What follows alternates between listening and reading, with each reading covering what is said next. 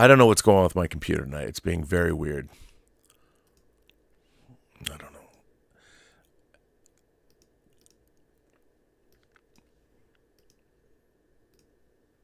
Hi there, this is Nick Tate. I'm super excited to be part of the new documentary, The Eagle Has Landed. An exclusive look starts now. 50 years ago, an icon was born. The Eagle transporter is one of the greatest sci-fi spacecraft ever conceived. To this day, the design provokes an intense devotion among countless fans around the world. The question is, why? I'm writer-director Jeffrey Morris. I've been enamored with the Eagle since I first saw it in the TV series Space 1999 back in 1975. As a child who followed the Apollo program, the Eagle felt like a direct descendant of NASA's lunar module.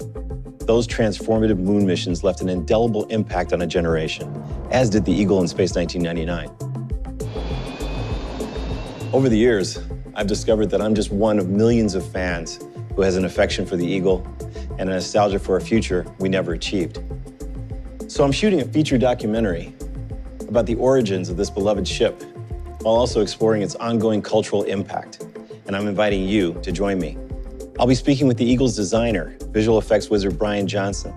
I'll also chat with Nick Tate, the actor who played legendary pilot Captain Alan Carter. It's going to be an epic journey as I travel around the globe to speak with Eagle aficionados and luminaries from the worlds of science and science fiction. As for myself, the visionary world building in Space 1999 blew my mind. It ultimately inspired me to become a filmmaker and production designer. I'm the creator of hard sci-fi projects such as the forthcoming deep space adventure Persephone, the apocalyptic underwater thriller Oceanus, and the universe-hopping techno-fantasy Parallel Man. Now I'm bringing all of my experience and passion to the creation of this documentary. The good news is we've already begun production. We self-financed a shoot in Louisville, Kentucky at Wonderfest, where I spoke with lifelong Eagle fans from around the country. They shared passionate stories about the iconic vessel and the aspects that make it so memorable. Then I traveled to Colorado, where I interviewed Kevin J. Anderson, the best-selling author of books set in the Dune, Star Wars, and X-Files universes. He also happens to be a huge fan of Space 1999. Recently, Kevin and I co-authored the novelization of my film Persephone. We had a blast discussing our mutual love of the Eagle and what it represents. Yet, there's still plenty left to do. I have to hire production crews at locations around the world. I also need to create visual effects and music. And of course, it all has to be edited together at a level that will rival any award-winning documentary. Now I'm asking for your assistance in completing the voyage. Check out our Kickstarter. There are tons of great rewards and even a couple of awesome stretch goals. A future began 50 years ago, and its time is now. Become a supporter of The Eagle Has Landed.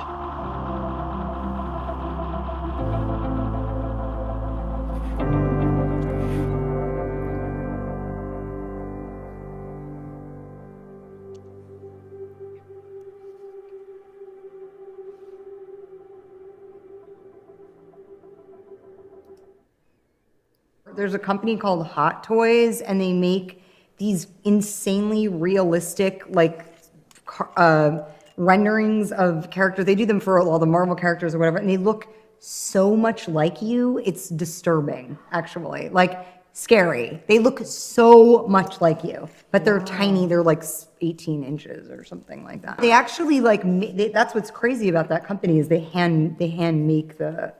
Like they carve the mold. The mold, thank you, of the... That's crazy. It's wild. Robservations with Meyer Burnett.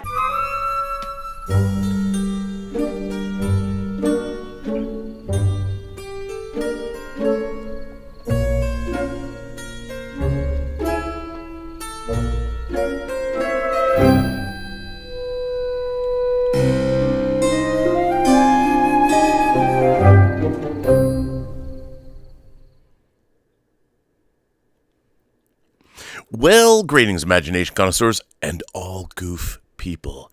Tonight is episode order 666 of Midnight Musings. That means all of you just turned and shot all your friends, I hope. They're all dying. Order 666 is, or actually just 66, come on. Welcome. I'm Robert Meyer Burnett. Welcome to you, imagination connoisseurs and members of the Post-Geek Singularity community. Welcome to Midnight Musings, episode Order 66. Yeah, well, anyway, I was going to play that bit up. It's really not good. It's not good. You know what? I need my great co-host. I'm sure she's billowing. She always looks lovely. She's got to save me from a terrible introduction. You know her. You love her. Please welcome. Hello, Robert. How are you tonight? Well, not doing well. My comedy bits are falling flat. I can't even hear anybody, and they're falling flat for me. So how good, Episode 66, you had to do that. And of course, we are strong in the Force. There's been so much Force energy this week with Ahsoka and these extraordinary episodes that they are pumping out, giving us Are they extraordinary? Well, I think the production value is extraordinary. They look crisp and pristine. And if we're looking for accuracy, if we're looking for great representations of these characters, I think we're getting that. Storyline is another thing, but I'm enjoying seeing what they can do. And I think they've shown us that they're capable of doing pretty much anything. That certainly is true. And we're going to get into it. But so I since this is Midnight Musings, I had something to muse about that I want to talk about. That plays in. So I did so I have Frederick Douglass, the man, the myth, the legend, on my microphone. So I did a show about Frederick Douglass. I've never talked about. People have asked why, but I did a show about Frederick Douglass the other night. I lost many subscribers. It was kind of frustrating that, it was like 25, and I think 10 during the show. And it really kind of bummed me out. I'm like, okay, I understand. It's not the normal bill of fare. I've been doing these educational shows talking about education. But the thing about Frederick Douglass was, and what I've been talking about was, which I found interesting, is that some of the people who valued education the most were emancipated slaves. And Frederick Douglass was, of course, one of them.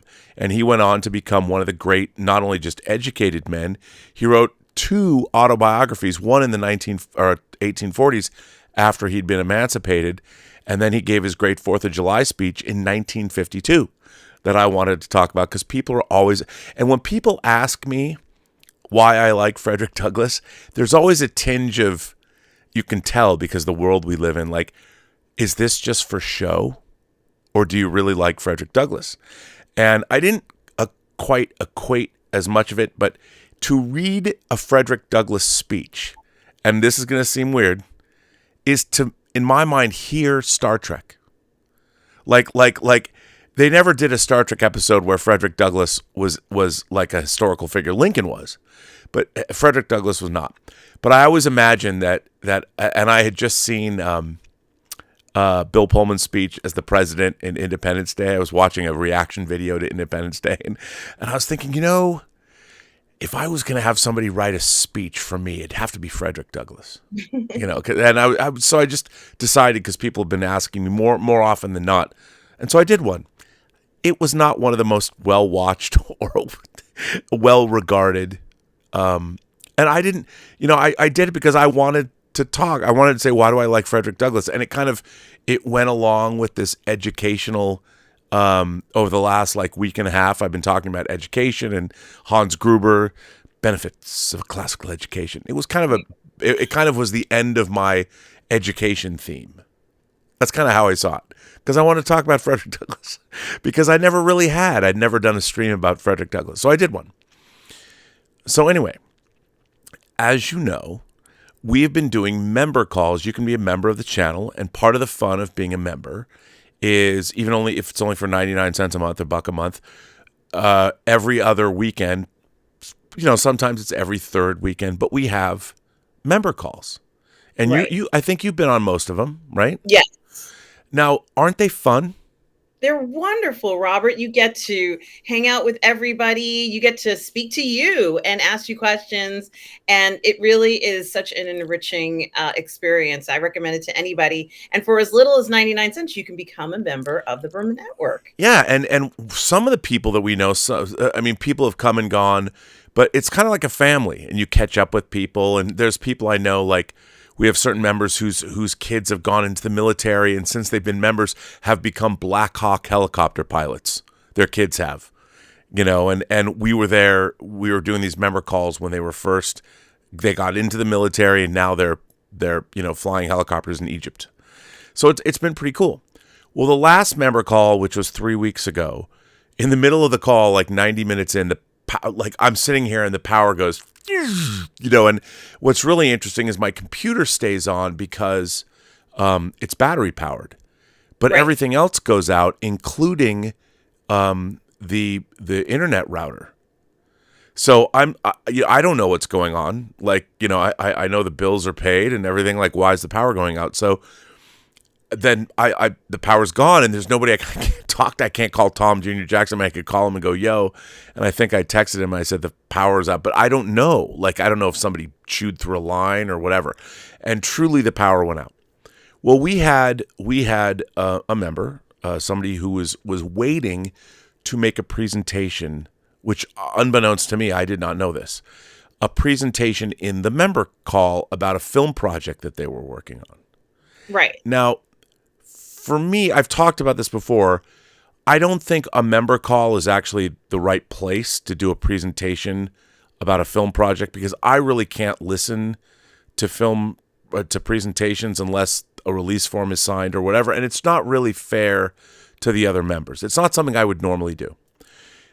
But this person, and I can use his name because he's expressed his discontent on Discord and everywhere else, is Tony Oliver. Now, I thought when the power went down that was it. But then I came back 2 hours later and the power came on and Tom Jr. Jackson was still talking to a few people. And so I jumped in and Tony Oliver was there, and I was like, hey, I'm like, hey, come back, if you want to, I'm here, whatever. But he was talking to people off screen. Like we couldn't hear what he was doing. And I didn't really understand what was happening. He was very, let's call it incensed.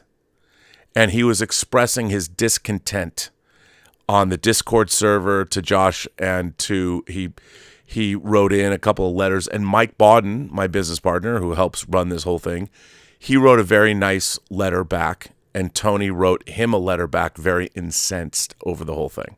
He's been very mad that he couldn't make this presentation. So he sent in another letter. And I would like to say that I want to read the letter that I got today, which Mike sent me because Mike gets the letters and he sends me letters. And Mike said, this isn't a bad letter. I'm just not sure it should be on a stream because it's likely to generate more letters from Tony. Now, here's the thing. I mean, and what Tony was mad about was I said, where are all the new filmmakers? And Tony, of course, fancies himself a filmmaker. He's going to apparently make a movie, and he's been developing movies. And I've said, with all the technology that we have anybody with a couple of cell phones can make feature films of feature film quality, which has been demonstrated over the last decade by Steven Soderbergh himself. He made High Flying Bird. He shot those on iPhones. He shot Unsane on an iPhone 7. So I've been, and of course we saw Talk to Me, which was made by two Australian brothers who cut their teeth on TikTok and all that. And they took their filmmaking and they parlayed that into their first feature, which was Talk to Me, which was actually very, very good. I really liked it. Now, I have lamented that why aren't there thousands of people making feature films? We're not, with the amount of technology that exists, desktop editorial software, 4K cameras in our pockets, why can't, if there's people that want to be filmmakers, they should be making films all the time. And the reason they're not is because it's really hard. Yes. It's really hard to make movies. It's something people want to do, but once you start doing it, the actual reality and sticking with it, most people give up. I mean, I've lived in LA for 35 years. I cannot tell you how many people I've met that came to LA to be like, I'm going to be a filmmaker. And then the reality of not just making a film, but the business itself. And they leave. I mean, I think the attrition rate about people that want to make movies that actually make it to LA and leave has got to be somewhere between 80 and 90%. It's huge.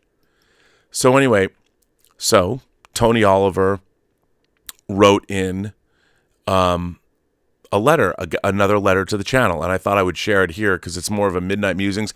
I am going to be sharing this on Robservations as well. Oh. But he writes in, Tony writes in and says this, and I don't think he knows that I addressed his letter. I talked about his letter earlier on an earlier show. Yes. But this is a second letter he wrote today. And here's what Tony Oliver writes. You guys have a problem with me until Rob addresses it. I respect Rob. You all may find my demeanor out of control. But how fucking dare Rob throw his hands up asking where all the new filmmakers are a week after the incident where all of you are too chicken shit to talk to me? How fucking dare him? Because a new indie movie is released every fucking day. What an empty, unvirtuous, cowardly loser comment. I've known people who are afraid to pick sides. I've known people who want everyone to like them.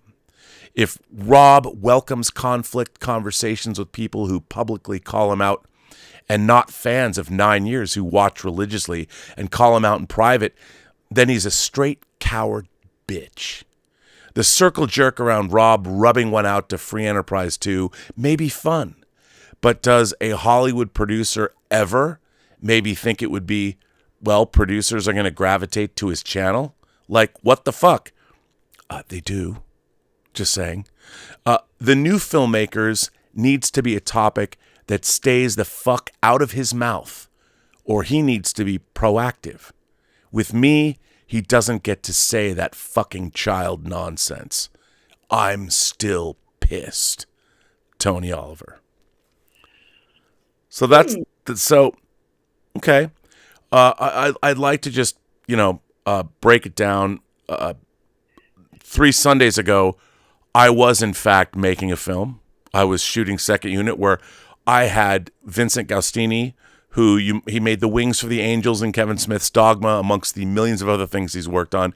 He had put appliances on my back and was pumping blood out as I was being whipped. So I might not be making, Ava fucking tar, but I'm a filmmaker and I'm always making something. And I just want to point out White Devils, doing some second unit stuff, adding some things to it, but I'm making films. And while maybe I've only had a movie come out every 3 or 4 years or something that I've either produced or had edited or had something to do with, filmmakers are making movies. Tony is mad at me because I asked where all the new filmmakers are and he fancies himself a filmmaker. Well, here's the thing I've learned in 35 years in LA. Real filmmakers don't write letters like this. They make movies. They allow their work to speak for them. I've heard, it's so funny. I've heard everything about filmmakers. I've heard everything in the world. And the people that make films don't talk about them. They go make them. And then they show them to you and they want people to like them, but they're constantly making movies. I will say this again, Tony. Where are all the new filmmakers? Where are they? We have all the technology in the world. I would think we would be getting a deluge on a monthly basis of all kinds of films. We have worldwide distribution in YouTube or Vimeo or whatever you want to do. If you want to make a movie, go make a movie and show it to us. And I was there waiting for you to speak on our last member call. You were talking to people in the background. Your camera was on. I was asking for you. I'm like, yo, Tony, hey, unmute. Let's talk, buddy. You didn't talk. I came back after 2 hours. And I just want to say, I have no problem. I was getting called out by somebody on Twitter today. If anyone has a problem with me, if you want to take me to task, you can write letters for free. I invite anyone to come on this show live and have a debate with me. I say it to anybody. If you have a problem or you want to take me to task or whatever you want to do, this channel exists for discussion. And if you want to write in, don't abuse poor Josh. Josh he's trying the best he can. Don't go on the Discord server and yell at him because you didn't get to present me a film, which, by the way, a professional would know not to do that. A professional would know, don't pitch me your movie on a member call. If you want to pitch me something, you contact me. You say, can I sign a release form? and then I'll send you a release form. You sign it and you get it back to me, and then I will listen to your pitch. But don't sit there and call me a little bitch and write letters complaining that you didn't get what you want. That is the supreme height of unprofessionalism. And I just want to say, Tony, this is the second letter of yours I've read on this show where you're attacking me personally and bitching at me and calling my character into question. One, I would say, if you're a filmmaker, make a fucking movie, dude. Don't write these letters and come to me with your film when it's done. Show me something. Don't pitch me on something. Don't tell me you're going to make a movie, and don't get mad because I ask where all the filmmakers are. If you're a filmmaker, you make a movie. You don't tell other people that one day I'm going to make a movie. I've heard that a million times in the last 35 years. You want to make a movie? Go make a movie. I do. I don't sit there and tell you every single day that I'm shooting this, I'm doing this, I'm doing this. I got plenty of stuff going on. You're going to hear about a new project that we're going to announce in 2 weeks. It's pretty fucking cool. It's got a cast, and it's got a great writer behind it. Somebody who's made things that you've heard of before that isn't me it's pretty good. I'm out there making stuff, man. And if you're going to make stuff, if you're going to be a filmmaker, you're not writing these kinds of letters. And I just want to put that out there. You want to make a movie? I'll watch it. I'll tout it. Jeffrey Morris, whose trailer I played, is out there on Kickstarter trying to get his film funded. And I would urge all of you to fund his movie. Go to Kickstarter, do The Eagle Has Landed. Jeffrey's been busting his ass for 10 years. The guy will deliver the goods. And I just want to say, before we get into this show, the people that do things don't talk about doing them. The people that really make films don't care about the IMDb. Pro tip, you want something on the IMDb? Don't worry about it until it's shot. Once it's shot, then go put it on the IMDb. Real professionals do that. Amateurs get it up there before they've shot anything. If you're a professional and you're a filmmaker, go make a movie. Don't bitch at me and tell me that you're mad because I ask where all the filmmakers are. And the thing is, you know what this letter says to me, Tony? You are not doing the work that you should be doing. I'll be the first person to put your film up and tout it and whatever. But don't come at me and call me a little bitch, because I invite you to come on this channel and talk to me about whatever you want. Don't pitch me your movie, because already you've told me how unprofessional you are. Go make your movie and let me watch it, and then I'll be excited about it. But I've heard people talk for 35 fucking years. And the people that actually make stuff, you know what they do? They make it because they're possessed. And I would just say that's true of anyone. And we have all of this technology, and it's easier than ever to make Hollywood-looking movies with your Black Mirror that you carry in your pocket. So go do it. Don't bitch at me. Go make your movie. Show the world what you can do. Otherwise, you're full of shit. Like 90% of the people that come to LA. Don't be one of those people. Be part of that 10%. Prove me wrong. Let's see what you can do. I put that challenge to you, Tony. Go make something great, and we'll have you on and show clips and show all the stuff you want to see. But don't tell me about it before it's done, and don't get mad at me because I'm asking where all the new filmmakers are, because there aren't that many of them. Anyway, that's the end of my rant. I'm musing. It's not a rant. I'm musing. So that's what I wanted to say, because I got this letter today. And he says, how dare Rob throw his hands up? I'm throwing my hands up, Tony. I'm throwing my hands up. How dare I? You know why? Because you haven't made a movie. You tell me you're going to make a movie. You bitch at me, but you haven't fucking done the work, have you? And you know why you haven't done the work? Because you haven't done the work. You're writing letters and bitching at me. You know what I've done? The work. You know, hey, Scream Factory released Hills Run Red. It took me 3 years to get that movie made. And you know what? During the pandemic, they gave me an opportunity. You know what I sat down and did at this computer? I made, 6 hours of special features with footage that, oh, by the way, I had the foresight to take my video camera and shoot in 2008. And I was like, oh, I haven't used this footage in 12 years. But I had shot it. You know why? Because I'm a filmmaker and I anticipated that. And it might have taken 12 years. But all that behind-the-scenes footage is on that Blu-ray that was released in 2020. And lo and behold, it was nominated for a Rondo Award for Best Special Features of the Year. You know what won? Dawn of the Dead. Because why? Because it's way better than Hills Run Red. And it should have won. It's my favorite piece of physical media ever released. But I don't care, because I still got that award nomination along with Dave Parker. for our movie that a lot of the time we've wanted to give up on, but we didn't. And having a circle jerk over Free Enterprise 2, I was 2 days away from shooting that movie before we lost our financing, our $8 million. So, you know what? Did I give up? Did I write letters and bitch at other people going, I didn't get to make Free Enterprise 2? No. I mean, I bitch at you guys on this channel about Free Enterprise 2. But hey, anyway, I'm done with my rant. So, how are you, RM? I'm doing well, and I also wanted to add to this, Robert. That was quite an inspiring rant that you just gave, and it is very true that here in the Burnettwork, we support creators, whether they are making films or books, whatever it is. We support creators, people in the entertainment field, and I think that that's something that comes across so strong and has been quite consistent while you've had this channel. And to be honest with you, I'm surprised by his reaction to what happened, because you've been so consistent with the member calls. You've been so consistent in supporting people coming on to the member call, expressing what's on their mind. And quite a few people come on just to talk and enjoy themselves and talk about what concerns them. So I was a little surprised to hear that response. I hope that for him, things will turn around, and he's going to turn this experience into something that's going to inspire him to continue his creative process, because we support creators here.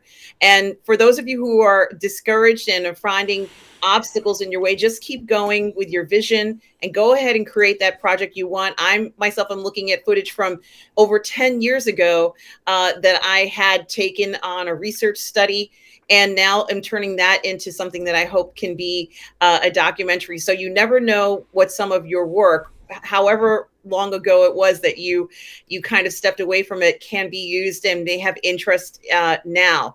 So be encouraged, continue to create, and the Burnettwork will continue to support creators like all of you out there. And this is one of the best communities I've ever been a member of, and I'm very proud to be part of the Burnettwork here, right here on YouTube. Well, and you're creating on a daily basis. Yes. And here's the thing: I don't mean to call. I hope people don't think I'm calling Tony out. He did write this letter. He wrote this letter and sent it.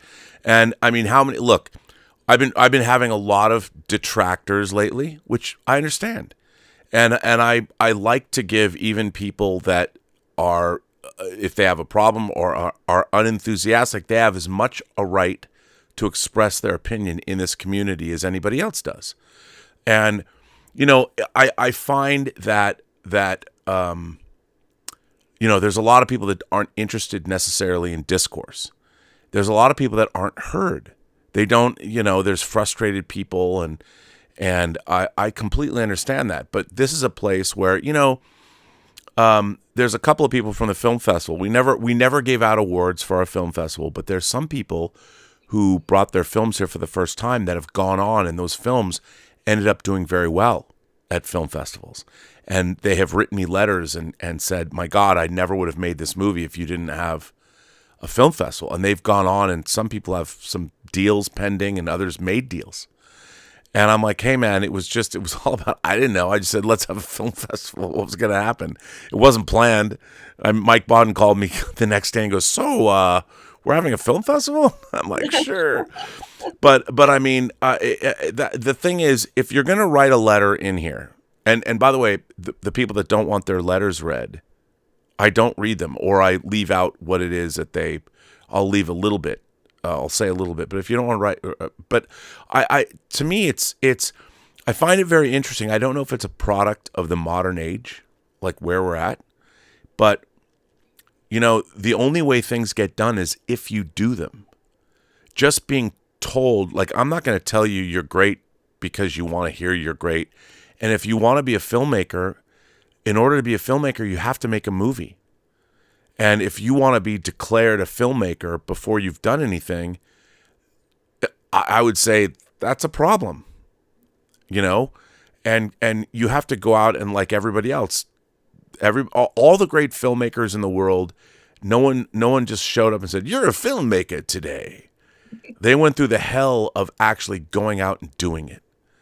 And however they did it, however anybody, But the thing is, the one thing I can tell anybody, the one truism in life is that I have learned that work begets work. If you're truly working on something and you finish it, it doesn't matter if it's a short film, maybe it's a really cool TikTok video, whatever it is you've made, and you put it out into the world, that gives you a leg up. You thought up something, you made good on it, you executed on that idea, and then the idea was completed and it goes out in the world.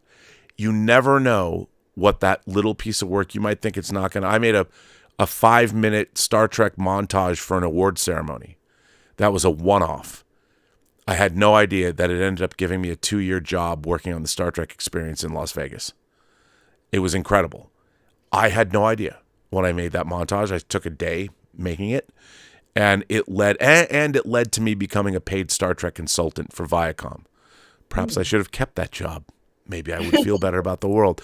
But that was something that happened between 96 and 99, and that happened. And it actually, that video led to Free Enterprise getting made in a very roundabout sort of a way. So all I can say is, if you want to make things, go make them. But you shouldn't make things because you want people to pat you on the back.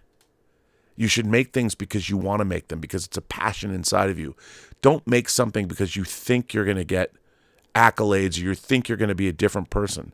Another thing I've learned is a lot of people think that if they achieve success, that they're going to somehow change.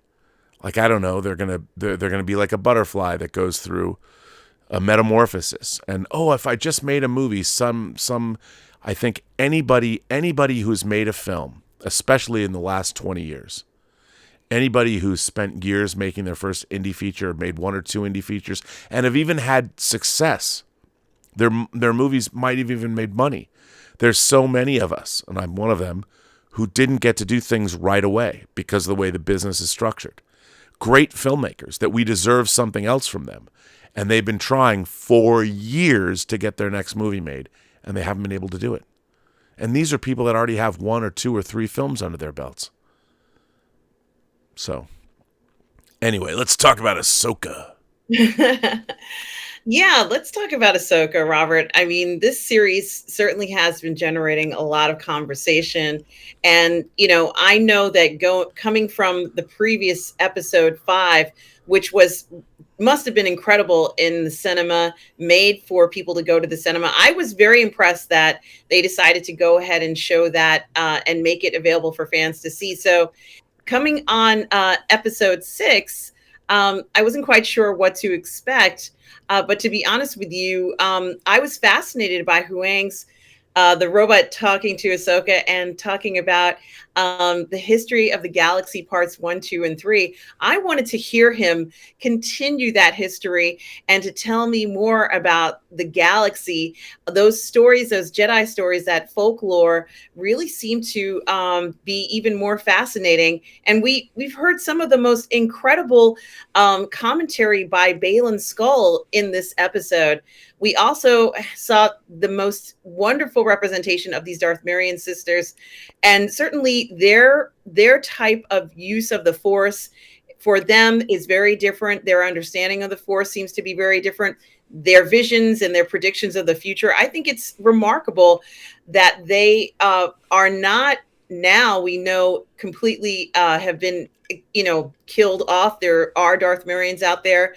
And certainly we saw what looked like to be coffins going onto the ship. There's a lot going on with their power. And they claim that Sabine being there was this loose thread. It was absolutely fascinating to see the fact that Sabine was this particular character, and perhaps even Ahsoka, that they hadn't bargained on being part of this retrieval of Thrawn. And to be honest with you, I think what's even more interesting is Sabine, who has risked everything to see Ezra, and she finally does see Ezra, but when she sees Ezra, it might be the worst reunion ever, because that reunion between the two of them, I guess she's still riding off of the guilt of what she's done. But for someone you haven't seen for 10 years, I would imagine it would be a little bit different type of reunion, but they did see one another. And Balin is amazing as he's talking about missing the order or even the existence of the Jedi Order. And I think that that's wonderful to see his interpretation of what's going on. And he talks about he wants this cycle to come to an end. And I think having something to believe in is important, even to Balin, who's walked away from the Jedi Order. This is very interesting. I'm wondering whether Balin is going to be able to harness the energy, this force energy that he's feeling of the Night Sisters. He keeps calling them witches, but it seems pretty clear that he wants some of that energy. He wants some of that force ability. Whatever he's feeling, it's something that's so important. And I love when he talks to Hadi and says, something calls to me. Can you hear it? And it's stirring. Can you see it? It's just, you can feel the passion that Balin has. And I love that passion. What a passionate character. And he's making all the difference in this series here. And I think you could really feel his intensity, and that was so important. I was a little surprised to see how Thrawn has turned out. He looks like he might have lost a little bit of his mojo. He seems a little different to me. And I don't know, it's because he's been exiled for so many years. I mean, he was already exiled from his home planet and people. And now this additional exile might have taken its toll on him. But when he said that he wanted Elspeth and the Night Sisters to destroy those Purgles and possibly Ahsoka, I realized that this might be what we see, the next major event, somebody actually killing the Purgles, something that shocks even me, the notion of someone doing that. So there were all sorts of things going through my mind with this episode. I think it was an improvement over the last one. And certainly, I think Balin is probably the strongest character for me so far. For me, I was a little disappointed in Thrawn's comeback, but we do have him, and hopefully the episodes will get better. Robert, what did you think about episode 6?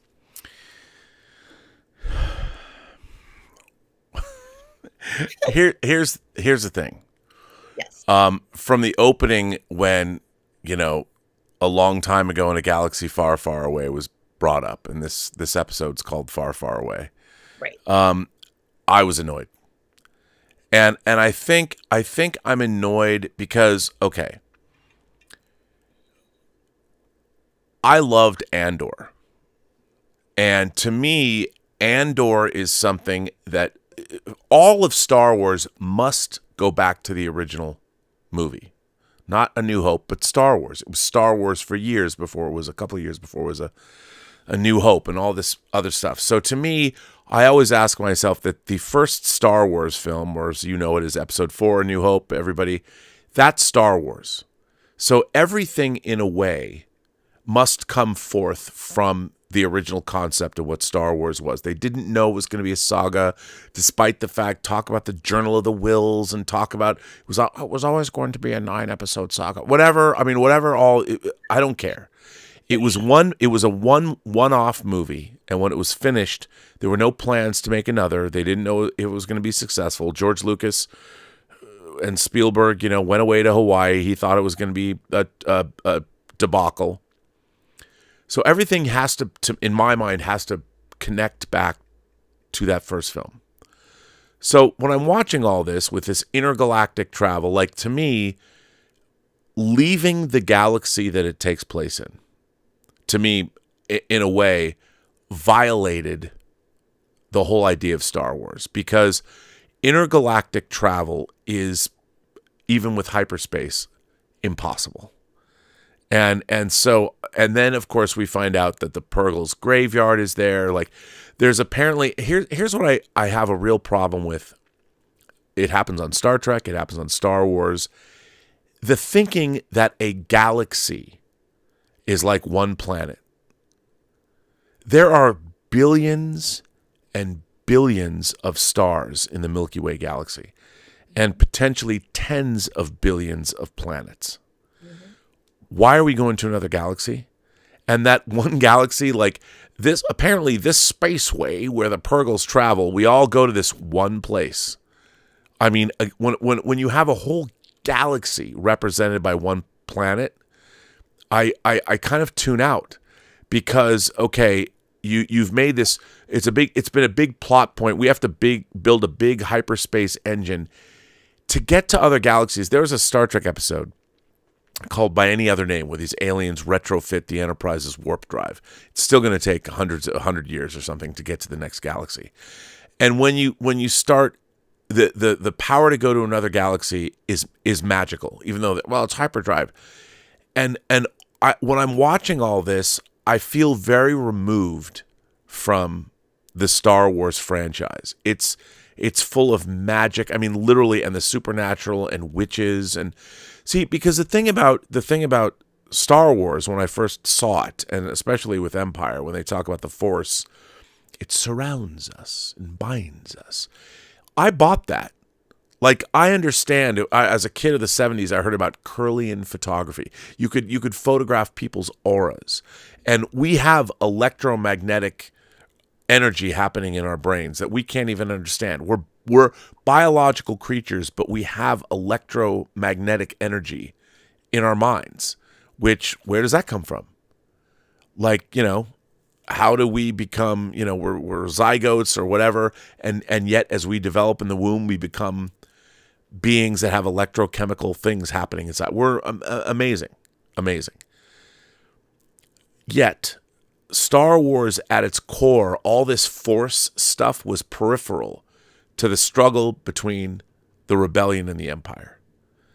And what call it the Filoniverse, all of this stuff with witches and former Jedi and all this, I'm so tuned out of all of it. And I watch it. I've watched Clone Wars. I've watched Rebels. Ezra, Sabine, I get all of that. But I look at this stuff, and it is so far removed from anything that I'm tuned into that it's hard for me. Like, I liked Grand Admiral Thrawn when I read Heir to the Empire and The Last Command and the trilogy in 91 and 2 and 3. I mean, I was down with all that. But when I'm watching this stuff now, like, everyone's excited about Grand Admiral Thrawn, and I'm like, why are you guys excited about what does Grand Admiral Thrawn have to do with anything? I mean, it has to do with all this that we're watching, but in the grand scheme of things, why is he there? Why is he with his troops? He's hanging out with his, tattooed Star Destroyer.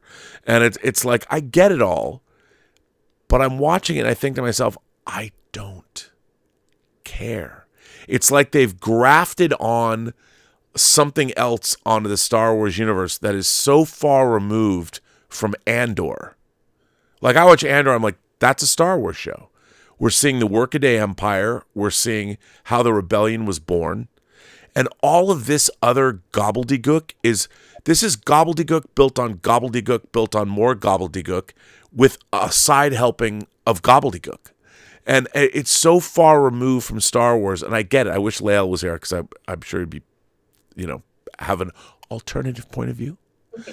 But I'm watching this, and my problem with all of it is that even magic and fantasy has to be rooted in reality. And I'm watching all of these people on this show seem to me to be doing very. Elspeth is she's smarter than that, and she keeps making these dumb mistakes. And I'm like, what? Who are these people? When you see Sabine, she's like, well, I'm in another galaxy. I get a horse or the equivalent, and I'm going to take off, and I'm going to go find Ezra somewhere. And she takes her half a day, and she finds him, and he's been apparently chilling out within walking distance or riding distance of that fucking Star Destroyer mountain where the witches are hanging out. Like, and I all of this stuff, I'm looking at this going, I don't believe any of this. And I understand it's not because it comes from the animated show. I'm like, and everybody likes it because, I mean, I look at a show like Breaking Bad. I didn't know anything about Breaking Bad when I started watching it. I didn't know who Walter White was. I didn't know who Jesse was.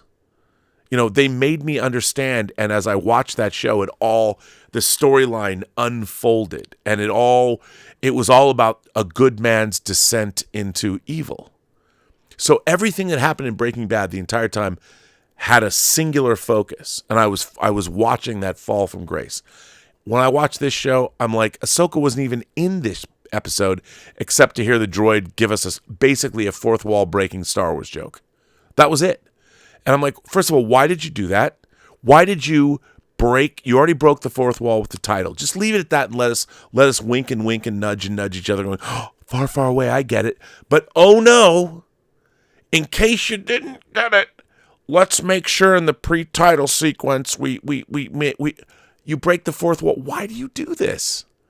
And I was, honestly, I wanted to throw things at the screen. By the time this was over, I'm like, I am so mad watching this show because it's not about anything other than itself. It's just about itself. It's about all of these people ultimately, but it really isn't.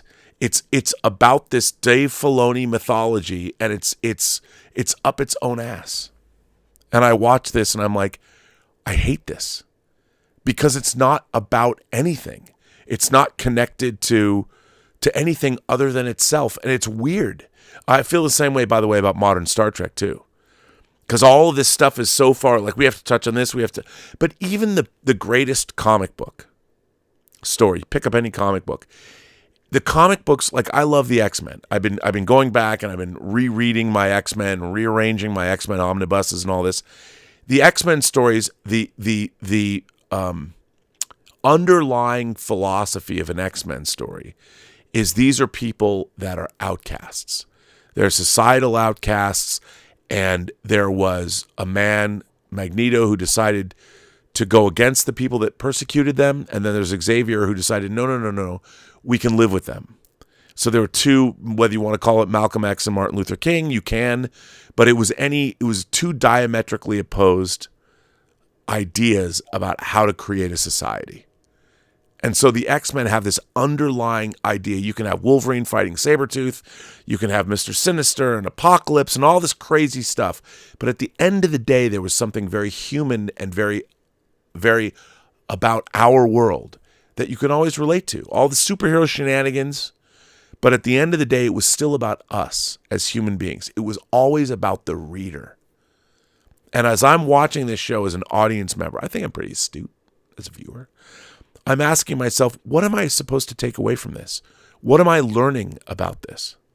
What do I as a viewer take away from it? And what I take away from it is nothing. And it bothers me because Star Wars, as I've said, Luke's a farmer, Han Solo's a truck driver, R2 and 3PO are just your tag-along friends that want to help. And then the veteran of foreign wars, I know those people.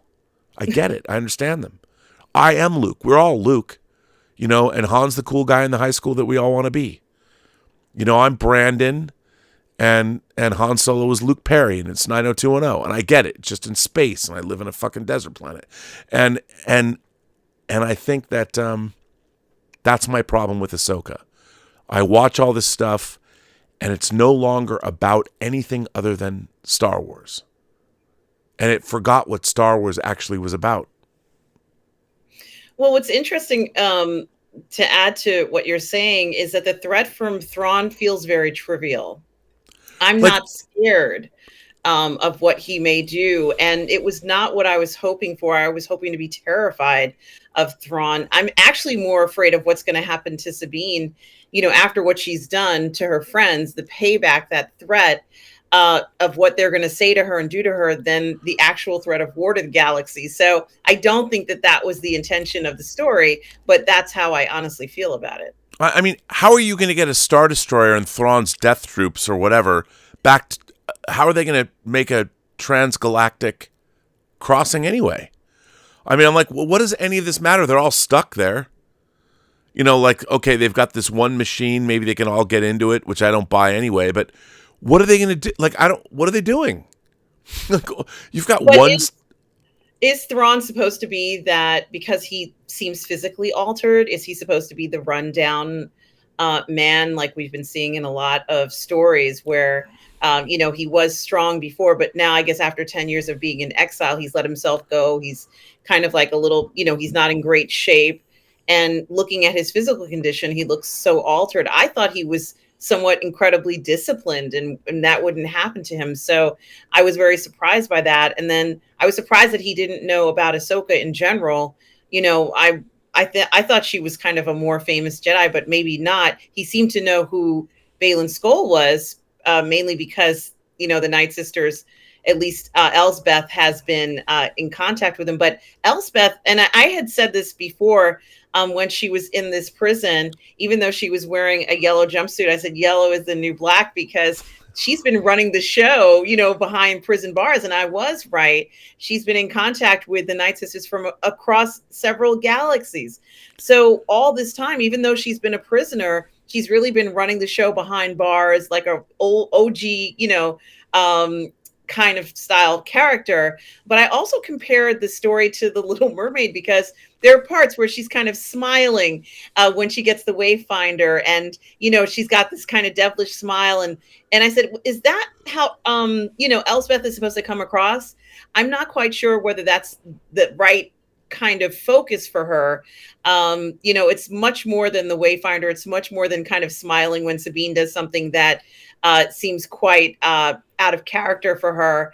And I'm wondering about this power struggle that she has with Baylan. Even we hear Thrawn say that, well, we can leave Baylan and Hadi on the surface. We don't even care if they come along. And I'm like, okay, that's maybe the first kind of mean thing I've heard Thrawn say, you know, like a little zinger, but it wasn't quite zinger enough. Maybe if he blows up all the Purgles, which is what he wants the Night Sisters to do, that will also be scary. But I'm still not terrified, and I'm not feeling that amount of fear and dread from Thrawn that I thought I was going to feel. Well, you know, I can't. I read those books when they came out, and Thrawn was leading the Imperial remnants like 5 years after the end of Return of the Jedi. Right. You know, and that made sense. You know, in that, like when you destroy the Emperor and there's no figurehead anymore and everybody revolts, it's not like all the Empire has been destroyed. And so Grand Admiral Thrawn, in the midst of chaos, rises as a leader that musters what's remaining of the Empire and becomes a figurehead. This Thrawn that I'm watching, who's been exiled for 10 years because I don't even remember what like this whole thing about going to another galaxy, like, why is he hanging out at this one planet? He's got an entire if you've got an entire galaxy and a bunch of death troopers or whatever, why don't you establish a beachhead? Like he said, let's say he's there for 10 years, or however long Ezra's there. Why is he hanging out in this one planet? Why hasn't he gone and set up a new adjacent empire and conquered worlds? Like, why is he hanging out there? And I don't understand it. I'm like, okay, why this planet? There's nothing strategic about this planet except that's where the Purgles go. And so my question when I'm watching this is like, okay, you've conveniently just decided that everyone's going to hang out on this planet and do what exactly? Well, I don't know. Ezra might be dead. Who cares? You're Grand Admiral Thrawn. You have a Star Destroyer. You have troops. Why aren't you out there setting up a beachhead, building your own shipyards, and you've got 10 years? Why don't you have 1,000 Star Destroyers? You have all this technology. You have all the Imperial knowledge. Go find you're in a new galaxy. And so when I watch this stuff, my disconnect is I don't believe any of the people in this show would actually be doing what they're doing. I don't believe it. I'm like, it makes no sense to me. Like, why are you going to another galaxy? And were these witches there the whole time? And by the way, I don't think people quite understand how far apart galaxies actually are from one another. How are you contacting them? Even through the living force, I guess, because the living force, you have access to the whole universe. I watch this show and I just see gobbledygook. Well, you know, it's interesting because when Ahsoka had this, what I'd like to call this vision quest, or whatever you want to call it, people are saying it's the world between worlds. People are even saying it might not be the world between worlds because it doesn't have certain elements of the World Between Worlds. You know, people could hear the lightsabers. Normally you can't hear that in the World Between Worlds. So there's a lot of very interesting parts in it. But I thought that when Ahsoka saw Anakin, he was going to tell her how to defeat Thrawn, because after all, Team Thrawn has Elsbeth. Now the three Night Sisters, they've got Balin, and they have Hadi. Only God knows what other forces he might have. This is going to be the biggest, you know, conflict that she's ever had to overcome. And if this is what they're saying is supposed to be what this series is about, she has to find Thrawn, she has to stop him and all of this stuff. I thought, is there something that Anakin knows that he hasn't told her yet that's going to help her to defeat Thrawn? And the whole "you've got to fight" thing was not quite what I was expecting to hear him say, because she needs a little bit more help, don't you think? Don't you think she could use a little bit of assistance? After all, it's just her, and even Sabine is on the other side. She doesn't even have Sabine on her side. She decided not to take Hera with her or across the galaxy. It's just she and Huang. How on earth is she even going to be able to do anything? Why did she make that trip at all? I'm just a little confused by it. Why even bother going over there knowing they're all going to come back?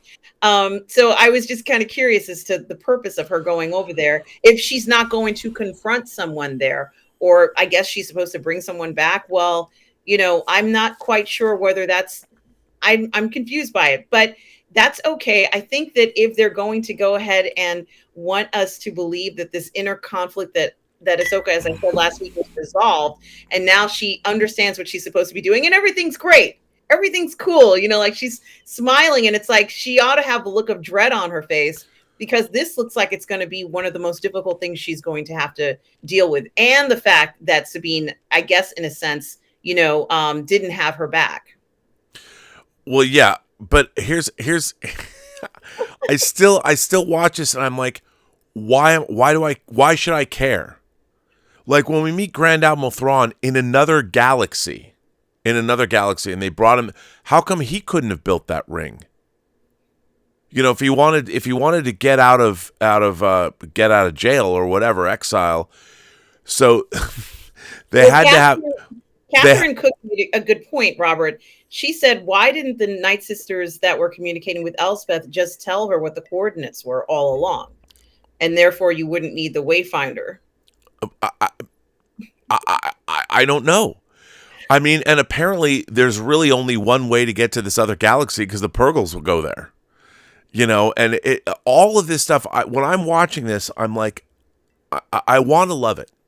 You know, I go into this wanting to love all this stuff, but on this show, we should know what the stakes are. We should know, like, what is Grand Admiral Thrawn going to do? Like, apparently he's not going to do anything. He's been stuck for 10 years or whatever across the galaxy, so there's nothing he can do. It's not like he doesn't know what's going on with the Imperial remnants. I mean, and he's got this crazy undead army of whomever they are, you know, the Mountain from Game of Thrones, but they're all in stormtrooper costumes. I mean, I don't know. And I watch this and I'm asking myself, okay, we've gotten to Grand Admiral Thrawn. Everyone's like, Thrawn. I don't know what he wants. Weren't you expecting the most incredible Thrawn you'd ever seen when you heard the chanting for Thrawn to kind of come out there and be, you know, this strong, fearless, intense character? Instead, it was more like, you know, oh, I've got to go out there now. It didn't have that level of intensity and scariness that I was expecting. Yeah, I mean, I liked him. I liked his performance. I mean, I understand people are saying, well, he doesn't look like he's an older dude. You know, he's not going to be. He's Grand Moff Tarkin essentially. And I'm looking at this and I'm like, I still don't know what he wants. Like, he hasn't told. Like, what does he want? What does Grand Admiral Thrawn want to do? I mean, like, I'd think he'd want to go back to his favorite bar on Mos Eisley, or go to Coruscant, being like, I really miss getting these nice seafood meals I used to have. Like, I mean, I'm joking, but I'm watching this show, and here's the thing: a lot of people are so interested in all this mythology and all that, but the problem is, if there's nothing underlying the mythology, like every great franchise has to have some kind of grounding with the audience. Like with Harry Potter, when you go to Hogwarts, it's still school. Like, we understand as human beings what school is. It's just in their school they teach, instead of playing football, you play Quidditch. And you understand that it's school. So we all get what it means to be in a school. And you still have these interpersonal relationships with friends and girlfriends and rivals and all that. So Harry Potter's always grounded because we all have gone to school and we know what that's like. And it's got the added layer of magic and fantasy. So in this, Star Wars is about a rebellion, the galactic the Empire, and it goes back into our history, ancient Rome, going from being a republic and then going to being an empire and democracy, and this is how democracy dies and all that stuff. But when I'm watching this show, I'm looking for how is it grounded at all in the human world. And so I'm meeting a villain. I'm seeing Thrawn. Okay, this is the first time we've seen Thrawn depicted in live action. What does he want? What is his plan? What does he want to do? And there's all this talking, and these witches are hanging out, and I'm like, okay, what do you guys? You must have something that you want to accomplish. Like, let's go. Where's the ticking clock? We're gonna go. And he's like, Ezra, he might be dead. I mean, he's within walking distance. There's only one other human being on this planet.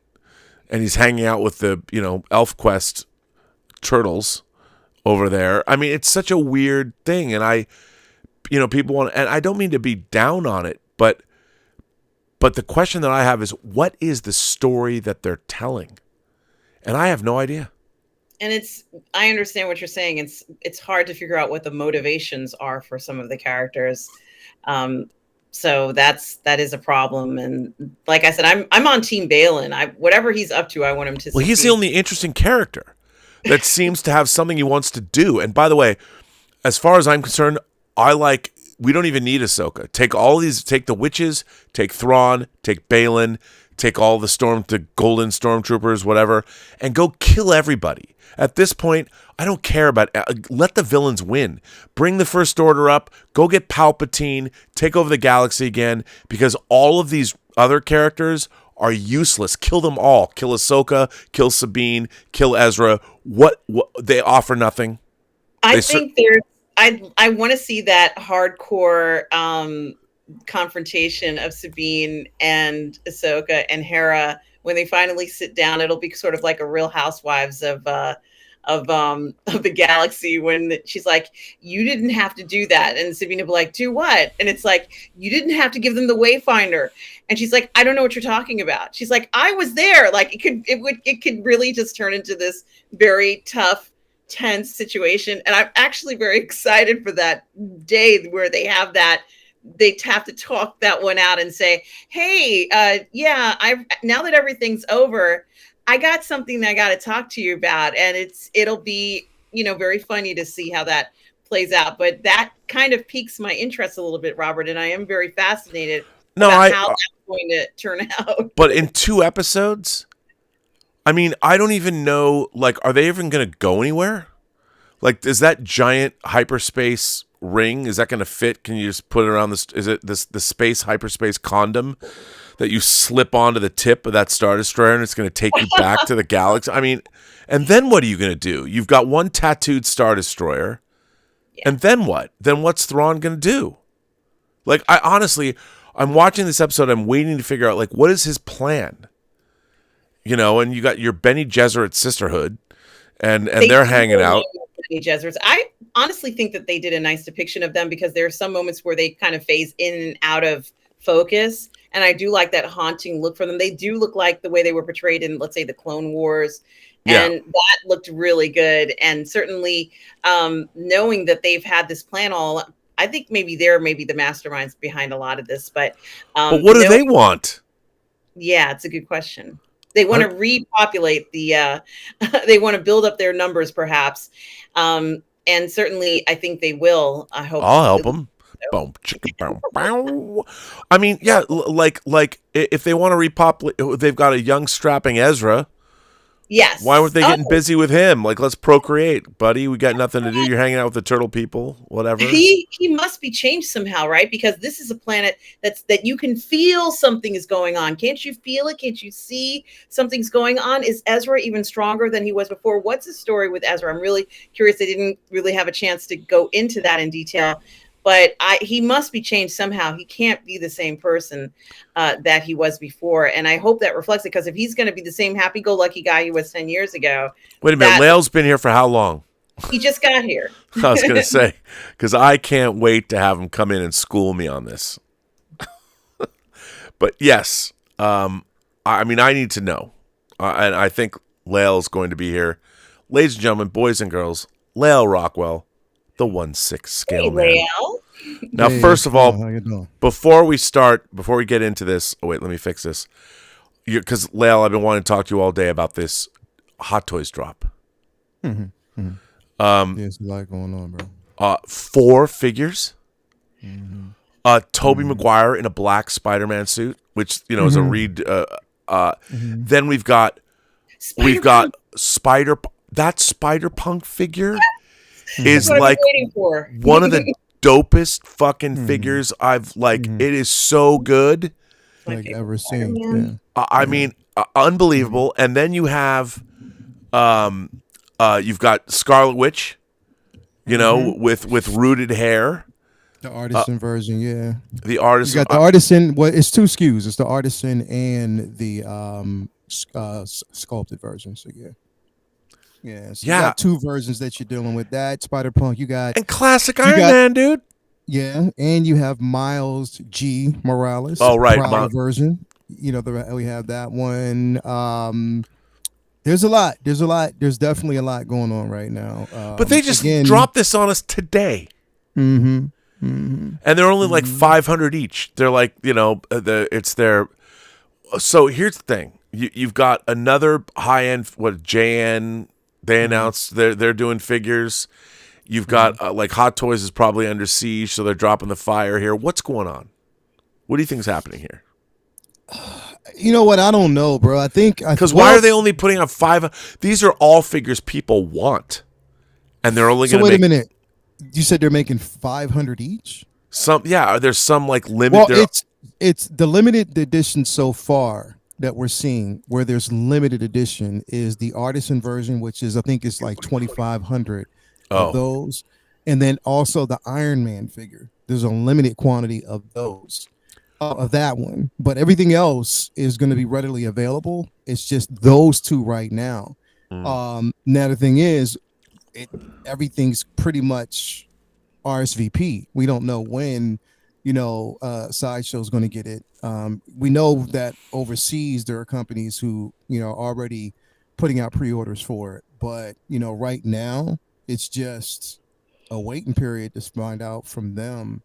I'll tell you right now that Scarlet Witch, the artisan version, is going to be extremely hard to get.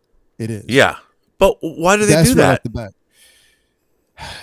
To be quite honest, I think it's just kind of to reserve that exclusivity. They want to actually have that because a lot of people have been, especially in the collecting community, people have been bitching and moaning about not having exclusivity. And because of that now, Hot Toys, you speak it into existence, this is what's going to happen. People want it and they're giving it to you, which I really never really understood the whole argument of exclusivity because I've always been erring on the side that if everybody wants a figure, if they want to have their actions, it's like you should get it. You know what I mean? Like it's just basically the way it is. Have a run.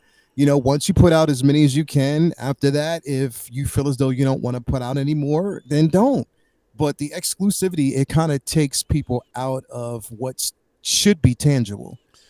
So I'm just like, yeah, but it is what it is. It definitely is what it is. That's going to be probably the hardest one to get. You can still get the sculpted version if you want it, but for me, it was one of again, I love that suit. I do love that Scarlet Witch suit. I've always loved that version, but the most important figure, well, actually, yeah, I already said my most important figure was, Hobie Brown, which is Spider-Punk. Such a great figure. Oh my God. It is. I do want that Miles G. Morales is, as a Prowler version. That's incredible. The Spider-Man 3, we call him Bully Maguire. That one is basically a decent one as well. That Iron Man, I definitely did want that Iron Man. But again, I'm not erring on that side of exclusivity. If I can't get it, I just can't get it. But I just think it's money on the table for Hot Toys if they don't basically make it readily available for everybody else. So that's just my opinion. Okay, now that you're here, I'm just going to ask you. Mm-hmm. So I'm watching Ahsoka, and I appreciate all of it, but to me, it's so far removed from the Star Wars that I know. And I'm watching this. It's supposed to be. I know. It's supposed to but be. I'm. Here's the thing. Tell me why I should care. Because look, as far as I'm concerned, I want Grand Admiral Thrawn to go back to our galaxy and kill everybody, and just take over the universe. I and kill Ahsoka and kill Sabine and kill Ezra, take his witches, or as I like to say, his space bitches, and go back to the our galaxy and kick ass. Like, I mean, I don't understand where we're at. It seems like they've gone into a big cul-de-sac, and leave them there. Bro, see, there's all right. How does what's going on in Ahsoka? How does it work in tandem with the rest of the Star Wars universe? But see, here's the thing, though. If what we want and what we've been craving for the longest time is a side of the galaxy that we've never seen before, something completely different that actually is giving us something new while paying respect to the old, we're getting it. It's basically right there before your eyes. It's just a matter of waiting to see how the story plays out. And I think that the way they're mapping it out, to me, Filoni is the perfect person to do it. And what he's done thus far has been magical in my eyes. And the thing is, like, bro, like I said, all things subjective. I'm never going to, tell people what they can and cannot like. Because if they're not getting something out of it. No, you can never say that. Yeah, if you're not getting something out of it, then definitely it's not going to be a show for you. It is a show for a lot of people who love it because there have been some great responses to what Filoni is doing right now. A lot of people have been saying that they're loving the direction that they're taking, especially with the new galaxy, with the the Night Sisters that you're basically seeing, and the objective. Like, clearly there is something there, and there's a lot of theories behind what is there. That's been calling the Balin, but also what's there that's frightening both the Night Sisters and Thrawn. So there is a lot to be had. A lot of people, there's one major speculation right now that what they're hearing or what he is basically hearing right now, I believe is Abeloth, which is the mother. She was the mother of the three, which were basically the father, the son, the daughter during the Mortis run. The mother was was at first a mortal who took or was basically a servant, or not, like, just basically not a servant, but more so like I would want to say a counselor to the family at that time.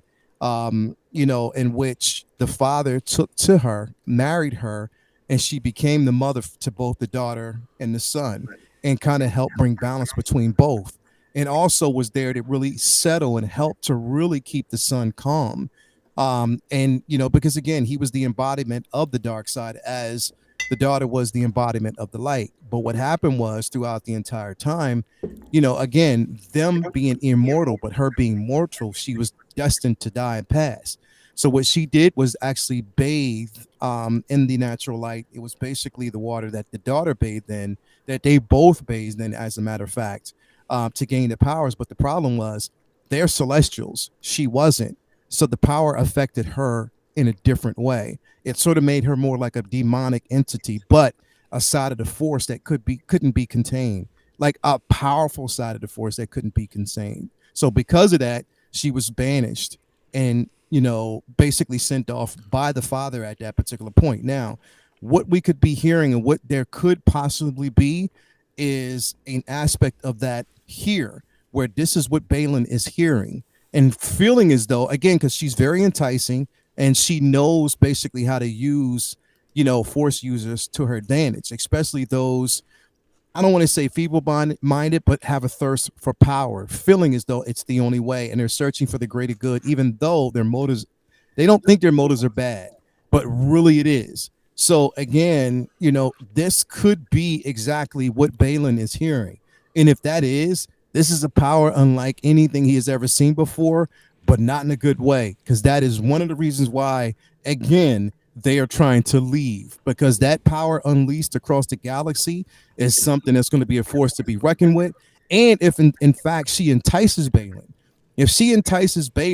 she can use him, like literally use him, take him under her wing, and not in a good way, and not be used for a certain, again, what he's thinking it's used for, it may not. And I think that Shin might be the person to basically revolt against him if something like that does happen.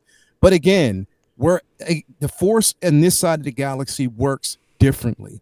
There's a power over there that they haven't tapped into, and I think that Ezra may have tapped into that, because there's all sorts of things that's going on, and I think a lot of this stuff is being strategically placed, and it's only so much that you can do in 8 episodes. Only so much you can do in 8 episodes. There might even be a season 2, because there's talks about that. But it's letting it play out at first. But it's just again, following the breadcrumbs. I say this because, all right, there's a lot that goes on in Star Trek that I have no idea about. Literally, there is.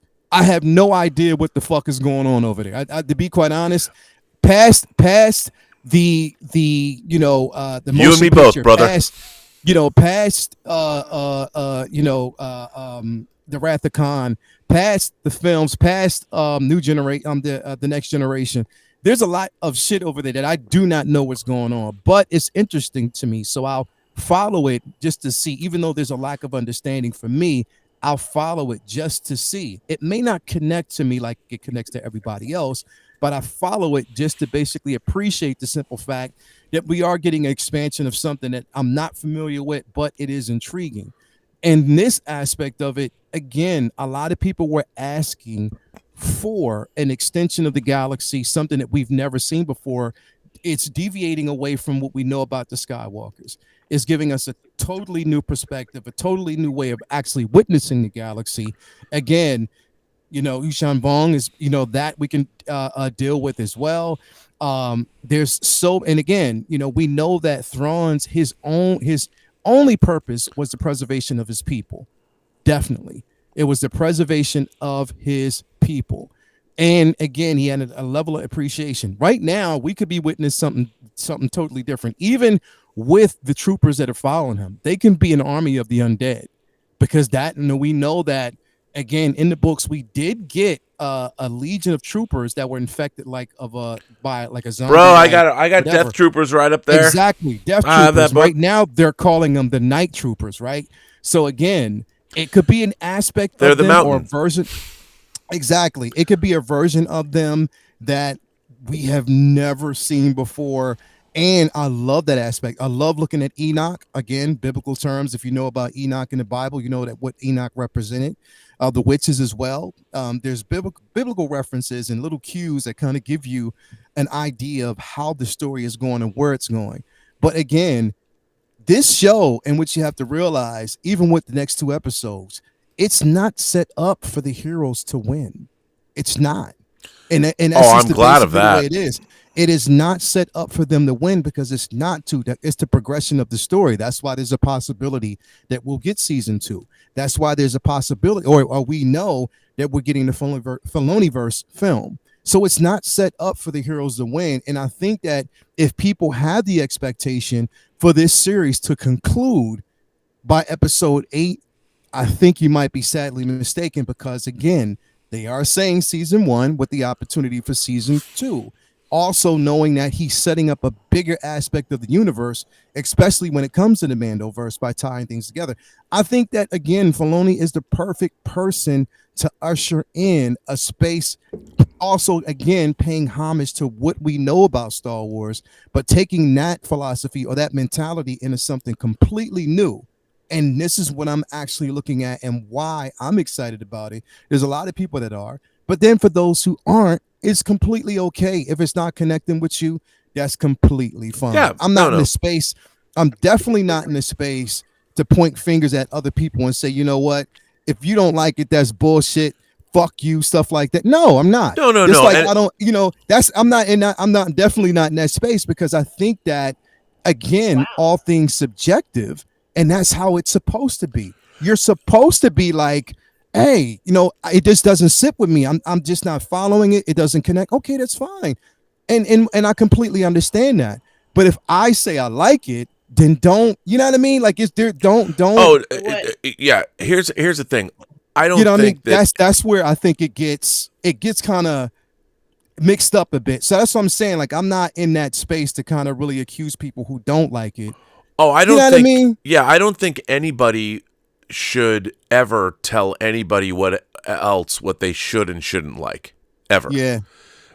Because it's crazy, because even when I put up a post, right? So if I put up a post saying that I like it, now I know that there's trolls. We know that people troll. That's just the way it is, bro. Sure. Like, we live in that space, so you're never going to get beyond that.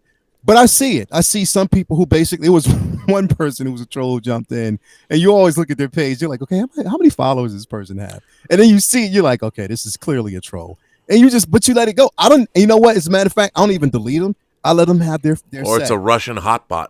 Yeah, bro, you never know. It is definitely the way it is. I just sit back and laugh at the whole situation. But again, I always remember, bro, that Star Wars originally, when it dropped, there were so many people, miscues, people that did not like it, even though we did. It's just that they didn't have a platform to really voice their opinion. A lot of stuff was going on. Now we live in a space where people can voice their opinions. It's just that it's louder. People aren't understanding now, well, why do so many people dislike it and all this? And how come we didn't hear that before? Well, there wasn't a platform for you to hear it before. Now you're hearing it now. You're hearing the aspect of it right now, and it's really loud. So, I mean, but all things subjective, people are supposed to. If we all love the same thing, it's not good for banter or progression in an IP for it to move forward based on ideas, bro. So it's okay. Yeah, I mean, for me, the whether I like something or not is how I perceive what the storytelling is all about. How does the storytelling work? And like, for instance, like, I was too old for Transformers when it came out. What's interesting is I love Japanese super robots of the 70s. I love, like, the first transforming robots was like Getter Robo and Getter Robo G, where you had 3 different colored robots, and depending on how which was in the middle and which was on the top and which was in the bottom, they transformed into a different robot, each time. And that to me was Transformers. So I never got into Transformers because I felt that when I tried to watch Transformers, for instance, it was the cartoon Transformers was designed to work in tandem with a toy company to sell toys to kids. And because of that, they were limited in terms of the kinds of stories they could tell. And the same was true of He-Man. The same was true of G.I. Joe. And there's a lot of people, that was their childhood. And I would never tell them that shouldn't be your childhood. My childhood was the Twilight Zone, Outer Limits, Star Trek. And I'm not saying that my childhood was better than yours, but there weren't shows like Transformers, G.I. Joe, or He-Man when I was a kid. There wasn't that kind of stuff. So I gravitated toward different things. Now, I'm not going to tell, even Teenage Mutant Ninja Turtles, when I first read it, it was totally different than the Teenage Mutant animated. They were very different than the animated show that came out in the live action movie that came out in 1990. Those are very different Teenage Mutant Ninja Turtles than I encountered when Eastman and Laird were first doing the comic, which was a parody of what Frank Miller was doing in Ronin and Daredevil. And it was a pretty R-rated comic. It wasn't for kids. So that was my teenage. And now I would never tell somebody who loves I've heard people give me passionate dissertations on why the original live-action Teenage Mutant Ninja Turtles is like sacrosanct. And I laugh at them. I'm like, well, I get it. Because that, to me, your Teenage Mutant Ninja Turtles was my Star Trek the Motion Picture. And I'm not saying one's different than the other. And I would never tell somebody not to, because I can recognize that Teenage Mutant Ninja Turtles is not part of my life. So I would never tell anybody that it sucks or anything. I don't know. Your connection to it's very different than mine. Star Wars, however, Star Wars was something that dominated. Star Wars changed my life. It changed my life. Star Wars and Empire You know, the time I saw Star Wars and Empire, not only did it change my life, it changed the world of cinema. It changed the possibilities of, I mean, it meant so much to me. But when I watch Star Wars now, it feels so far removed from the Star Wars that I grew up with. And I understand because it's now all an extrapolation of things that were touched on in Star Wars and Empire and Jedi, but not really developed. It was all there. Now I'm looking at something where someone has taken this mythology and run with it. And so I feel very detached because it's very different than the mythology that I grew up with. That's the thing, because, bro, if you think about it, when George Lucas wrote these films, he clearly had a direction of where he was taking it, but for the cinematic universe, he wasn't looking at the lore the way we see it. A lot of this stuff was basically, again, expanded on when writers got involved and wanted to expand the lore past Jedi. Then they, you know, even between certain films, they were writing and developing stories and developing characters based on the lore. So all things that, you know, he developed were expanded on. And of course, it's the progression of these characters, where they're going, you know, a wider, a bigger, you know, section of the galaxy, or an expansion of the galaxy that we've never seen or experienced. Characters, again, that were talked about in Heir of the Empire, characters that were talked about in comics, you know, that were expanded on. They're taking that particular idea. Like Lucas, he'll tell you himself, like, a lot of this stuff he hadn't developed. A lot of this stuff he just based off of, again, his ideas of the Force, his idea of the camaraderie between these particular characters, the Wills, the Jedi. And the thing is, what I love about this film so far, in a lot, or this show a lot, and even shows, even some of the literature and the stuff that was written, is the Jedi were flawed, bro. They were literally, the stuff that they thought and their beliefs were flawed. I mean, with the episode 5 showed me that. It was the first time we actually seen a live action Ahsoka, bro, at the age of 14, thrusted in war. I'm like, you're taking kids.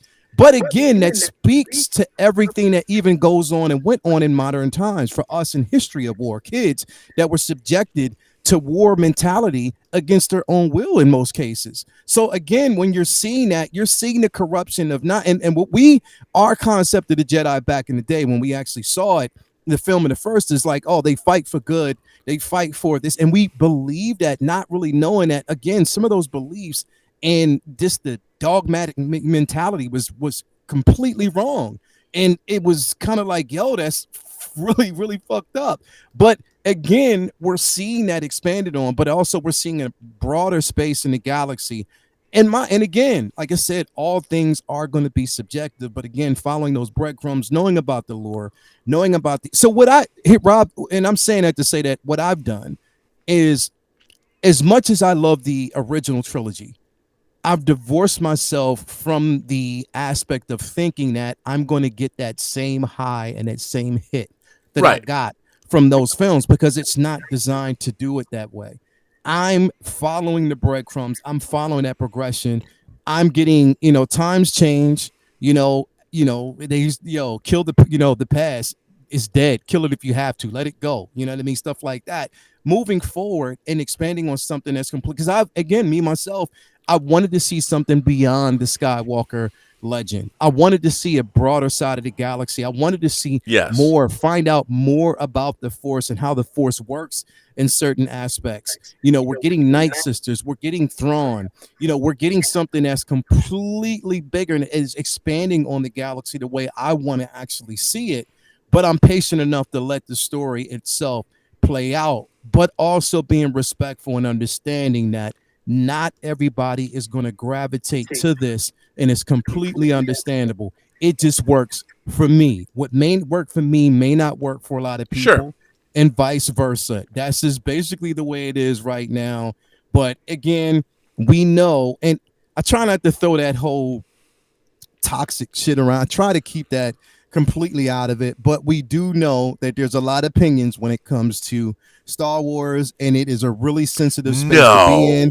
And there's a lot of people who hate on the IP. We get that. We completely understand it. And that's just, I think, with any type of fictional fantasy IP, people have their way of seeing it, and if it doesn't work for them that way, then it just doesn't sit well. And I completely understand that. So I sit in this space of progression, optimism, and I hope that, again, how this thing is playing out is for the greater good. That's just the way I look at it. But I also love the simple fact of how they're expanding on the galaxy, that we're getting something that's much bigger. I was so hype about this last episode because, again, it was something that we hadn't seen before. It was a totally different aspect. We're basically moving in, to see and to hear, even the soundtrack, just the score, hearing basically them chanting Thrawn's name as he's walking through, but in also understanding that there is a possibility with them, with the troopers themselves, his legion, his garrison being wrapped in the Night Sister garb. And on top of that, again, when they were like they're transporting cargo from the Enclave, or basically where it's at, you're like telling them, wait a minute, you're actually transferring dead bodies or, sarcophagus, whatever. You're basically transferring those over with the intent of bring about the undead. It's going to be a battle of the undead. You're bringing these things back. And, the cue on that one was when Thrawn said, we've lost so many already, we're going to send a small battalion. There's been a lot of losses. And his objective is to get the fuck out of Dodge, because there's a lot going on right now that he's not really ready for. And we also know that, again, Thrawn, even though he tries to manipulate the Force, he is fearful of it. He is fearful of it. Even when we saw him, up against the Bendu that time, he didn't know what he was up against, and it was something that was unexpected. And that message still rings in his head of how his death is going to happen. You know what I mean? And how that could possibly happen. And right now it's a race against time. And also he's running from death because it was already prophesied to him that he is going to die. It's just how it's going to happen. And he's afraid of that. You know what I mean? So again, there's a lot to be expected, but I'm on board with it, bro. Okay. Well, there's a lot of people that have been firing off interesting super chats about this. Kinky Sphincter, by the way, has been a member for 33 months. Thank you for that. That's amazing. Chemist has been a member for a month and says, cheers to the only channel on YouTube that I'm a paid member to. It's been a pleasure, good sir. Well, thank you for that, Chemist. Steven Sanaforth sends in a $50 super chat. Wow. And says, imagine this. Episode 9 ends with Luke's grandchildren being told old stories of his family's adventures by C-3PO. And the story begins with a long time ago in a galaxy far, far away. And then the movie ends. The saga begins and ends with that line. I mean, I think, it's funny. I don't know if you guys remember the Star Wars comic strip that was in the newspaper. Well, it started out, the way I remember it, with C-3PO doing just that. Like telling the computer, this giant library computer, the story of the Skywalkers. Like that was like a thing. So that, I mean, I could see this. And also Lucas has said that it was R2 and 3PO's story. That they're the ones telling the tale of. So I like that. I've always liked that idea. And that from the beginning of the opening lines of Star Wars. Did you hear that? They've shut down the main reactor. Will be destroyed for sure. There'll be no escape for the princess this time. Because C-3PO has been there all the times. He's seen it all, and he's like taking it all in, and R2's recording everything, and C-3PO's commenting on it. That, like, I always thought that's the two of them are sort of the archivists of the Star Wars universe. Like, and they're telling, like the oracles, bro. Yeah, and that's what they are. I mean, that's what Hu Yang is doing right now. He's been there since the dawn of the Jedi, basically. So again, he's seen so much. He's basically an archive of stories. You know what I mean? And that's why it was beautifully done at the very beginning when she asked him, okay, go ahead, I would take a story. And he said, long ago, in a galaxy far, far away. That was homage that was paid. I love that scene. I was just like, yo, kind of teared up a little bit because I was like, yo, that is my childhood. Seeing Star Wars for the first time in the theater in 1977 and seeing that crawl come across the screen. And again, these droids, they're the ones who have seen war time and time again. They have seen heroes, rise and fall. They've seen friends, long ago that have passed now. They've seen some that, and they've even seen some that have actually achieved the level of immortality. There's a lot that these droids have seen and what they basically know. And I love the simple fact that we get that through the eyes. It's just like in biblical terms, when the Bible has been passed on, and rewritten, and so many people chronicle these stories and stuff like that. I love that aspect of it. I mean, I love that we do basically get these droids who have seen it over time that can tell stories. I would love to come across a droid or some type of technology from, 2000 BC or whatever, you know what I mean? Like way back, that, could tell me stories. I would sit down every day and just listen to these stories every single day. Oh, yeah. And just learn new things. Like that's the interesting aspect of, this of the droids themselves. C-3PO, R2, Hu Yang, any droid, any astromech droid that's actually ever, come across a general or anyone else or a force user, stuff like that. Chopper, he little bastard, little death machine, he's probably seen so much. And like, you know what? It's like, you have these droids who have their own interpretation, but I know Chopper would be a whole bunch of cuss words while he's telling stories. So, yeah. Well, listen, we got more. So there you go. But I think that's a great question, Stephen, and thanks for supporting the channel in that way. Duke Devil 95 says, Rob's not wrong. Where are all the new filmmakers? Imagine if filmmakers like Spielberg, Lucas, and Scorsese had the technology that we have today. Look what they did with sticks and stones. Well, they didn't have necessarily sticks and stones. But what I find interesting is that if you think, I think something more analogous is someone like Spike Lee, who when Spike Lee made She's Gotta Have It, he was like he was selling shoes. He was selling kicks and all that to make money to make his first movie. And he was going out and finding people like Ernest Dickerson to work with, that people that had dreams like he did, and was making independent film. Now, you don't have to. We're carrying around the technology in our pockets, and people are able to do movie quality visual effects in their computers, and there's all this technology that's available, but we're not getting a deluge of brand new, really competent independent movies. Because movies are really hard to make well. And it requires talents that have three-dimensional thinking, that understand a million things about a million things. And it's really, really, really, really, really, really hard to make a great film. And that's why we're not getting, even though we have all this technology, it's the same reason we're not getting 10,000 great rock bands. Because... the jump in technology didn't make it any easier necessarily. Nope, because you still need the talent. And then Duke Devil 95 went on and gifted 5 Burnettwork memberships. Thanks a lot. Thanks. Tom Jr. Jackson says, Rob, I kept that call going. This is the call we talked about earlier, the member call for you, but because we all wanted to hang out and talk. I love the community. Well, the community loves you right back, Tom. And yeah, I was surprised it was still going, which is why I jumped back in. Mario Lopez, all the way from Portugal. Mario, how are you? Says, Rob, you'll make me really happy if one day you have Zack Snyder on your show, and that would be really interesting. I'd love to have him, maybe in support of Rebel Moon. I'd love to talk to him. That would be a lot of great. That'd be great. Zequinox sends in a super chat, but he retracted his message. He's got Snake Plissken as his avatar picture.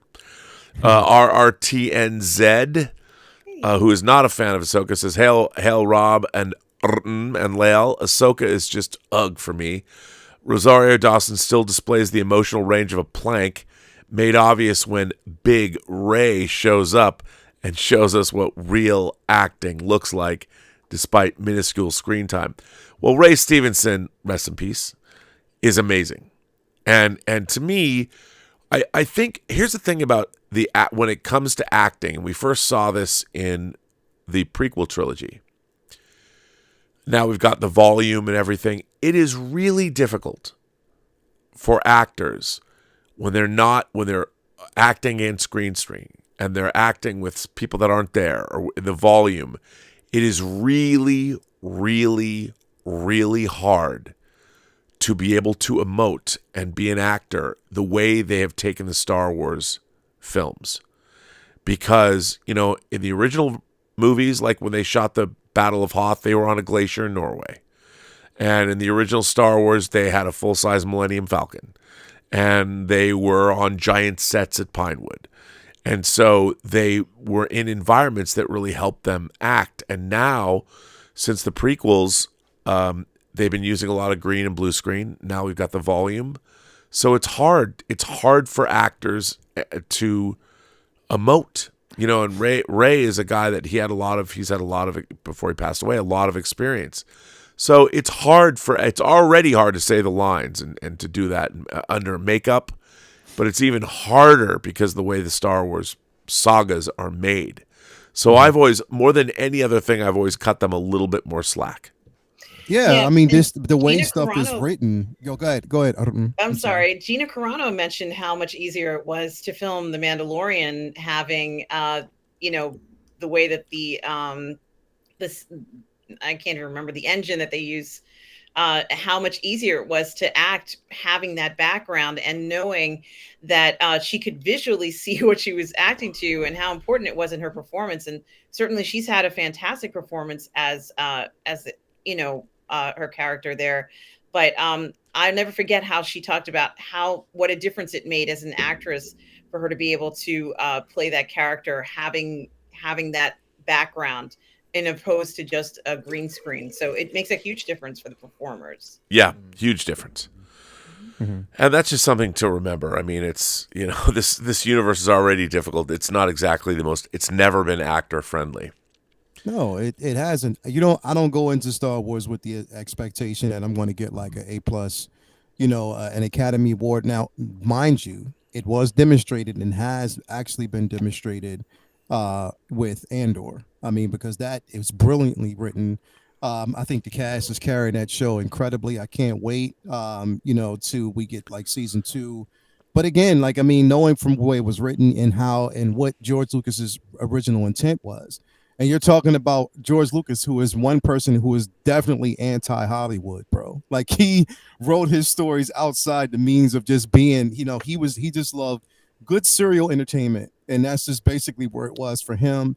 In the writing, kind of like when it comes across with these characters, Rosario Dawson is a phenomenal actress. I'm going to say that right off the bat. She is.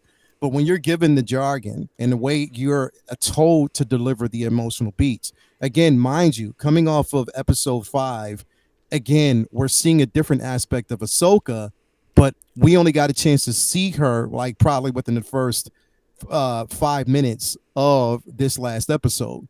Everything basically slid into Balin, Thrawn, Ezra, Sabine, Night Sisters, Morgan Espeth, Shin, all of those particular characters exploring something totally new, which was a setup, which we're going to definitely see Ahsoka this next episode. But I think that the evolution in that story came for her in episode 5. But if you're given direction on how to act, if the story is written a certain way, then what do you do at that point? You just deliver it the way they tell you to deliver those lines. You know what I mean? Like, that's basically the way it is. So when it comes to Star Wars, it's always going to be grace. But again, I always go back to the theory that if it doesn't work for everybody, I can completely understand if they have certain expectations for things to be a certain way. If they're looking for a certain caliber of, screen presence, if they're looking to connect to these characters, and if they haven't, I mean, it is what it is. Yeah, Duke Devil 95 says everything Rob's saying about Ahsoka is striking true to me. As a guy who saw Star Wars in '77, it's not about storytelling anymore. It's about nostalgia, member berries, and referencing itself. Well, here's the thing. I would say that I don't think that Ahsoka is all about member berries. I think what Ahsoka is a continuation of what Dave Filoni started in Clone Wars, continued on in Rebels. He's and he knows George. He's talked to George Lucas a lot about the Force. So he's kind of gone off using what George Lucas told him and created all of these characters to sort of fit within the paradigm that he got from George Lucas. So, and I think, frankly, he's done a pretty good job. My only problem is that his version of Star Wars is very lore-centric as opposed to being about our condition here. Like, the original Star Wars is Luke's a farmer, like I said before. Han Solo's a truck driver. Obi-Wan Kenobi's a veteran of foreign wars. They were all people that were analogous to us, and it was all metaphoric. I mean, Luke was us because when he's watching the twin setting suns of Tatooine, he's looking at a future he thinks he's never going to get. You know, all my friends are gone. I'm stuck on this. I'm literally farming moisture out of the air of a desert planet. I can't think of a worse job than that. And that's where Luke was, and we all got that. We understand. And, you know, you go off on a damn fool crusade and rescue the princess. I get it. What Filoni is doing is he's creating a whole mythology that has moved way beyond what Star Wars, Empire, and Jedi told us. And he's bringing in all different kinds of mythologies and all different, which is interesting. I think it's actually quite compelling. My problem with it all, and my only criticism, is now it's very far removed from having a connection to the audience that's actually watching it, in the sense that Luke is no longer us. Maybe you could say you're Ezra, maybe you identify with Sabine, maybe you identify with whoever you identify with, but their stories now are constructs of the larger lore and the larger universe that Filoni is making or literally creating based on what he learned from George. Whereas Star Wars, the original Star Wars, was not about the lore. It was about us. When we're watching Yoda teaching Luke, his lessons are for us. They're not Star Wars lessons. They're lessons for us, the audience from 1980. You know what I mean? I mean, it's like, look at me, judge me by my size, do you? Or I don't believe it. That's why you fail. That's anybody, any one of us who's ever set out to try and do something. I can't believe it. That's why you fail. You know, and that's what I think Star Wars is. That was weird. What happened? Yeah. Yes, we can hear you. Where are you? Let me hang on. I'll put you back in the show. Oh, okay. I got to put you in, coach.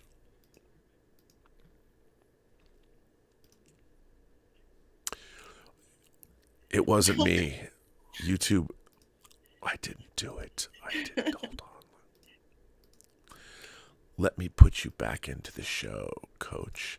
It could be, you know, who knows? Who knows what kind of, who's monitoring us? Oh. You know, with big tech, and we're talking Star Wars, so you never know when bro. You've got craziness happening. So anyway, so Thomas Logan, this is interesting. Thomas Logan says, Rob, Filoni's exploring Star Wars lore George Lucas only teased in the original trilogy. Palpatine was the Star Wars equivalent of Satan, pure evil, a hellspawn. So what's the equivalent to hell in Star Wars then? Thrawn has seen it. He's been there. That's interesting. I mean, I mean, but then again, even the devil isn't really the devil in the Old Testament. New Testament, he's a fallen angel. So, but that's an interesting. What do you guys when you think think about about it, right? Like, think about this. We found out more in this last episode when it came to the Night Sister, because we thought that the Night Sisters were, you know, from, or, you know, or actually from Dathomir, which we understand that no, they weren't. They just inhabited that planet, but they weren't. They're direct descendants from where they are now. You know what I mean? So they weren't even from, you know, to this side of the galaxy. So it's really, really, like, it's crazy when you think about it, that again, the atmosphere basically circling around the planet itself is dead space wells. You know what I mean? Like, that's where the Purrgil goes to die. And there's a reason for that. This planet is inhabited around. It's something there that is pure. It's evil. But I think the Force is viewed a certain way on this planet completely differently. You know what I mean? It's different. Like, you know what I mean? There is a good there. I think the balance of that planet is bringing a level of balance, but it's dominated by something we haven't seen yet. And that's why I'm definitely interesting. So it's an interesting take that you and observation that you just made. You know what I mean? Whereas again, why did Thomas Logan did? Well, that's what I'm saying. That Thomas made, like he is touching on an aspect, that George Lucas only touched upon briefly, but at the same time, just keeping this in mind that George Lucas, he pretty much opened up a blank canvas and allowed other people to kind of paint their own ideas, beyond what he's actually, kind of started. So I think that's the beauty of it, is that this story is transcending.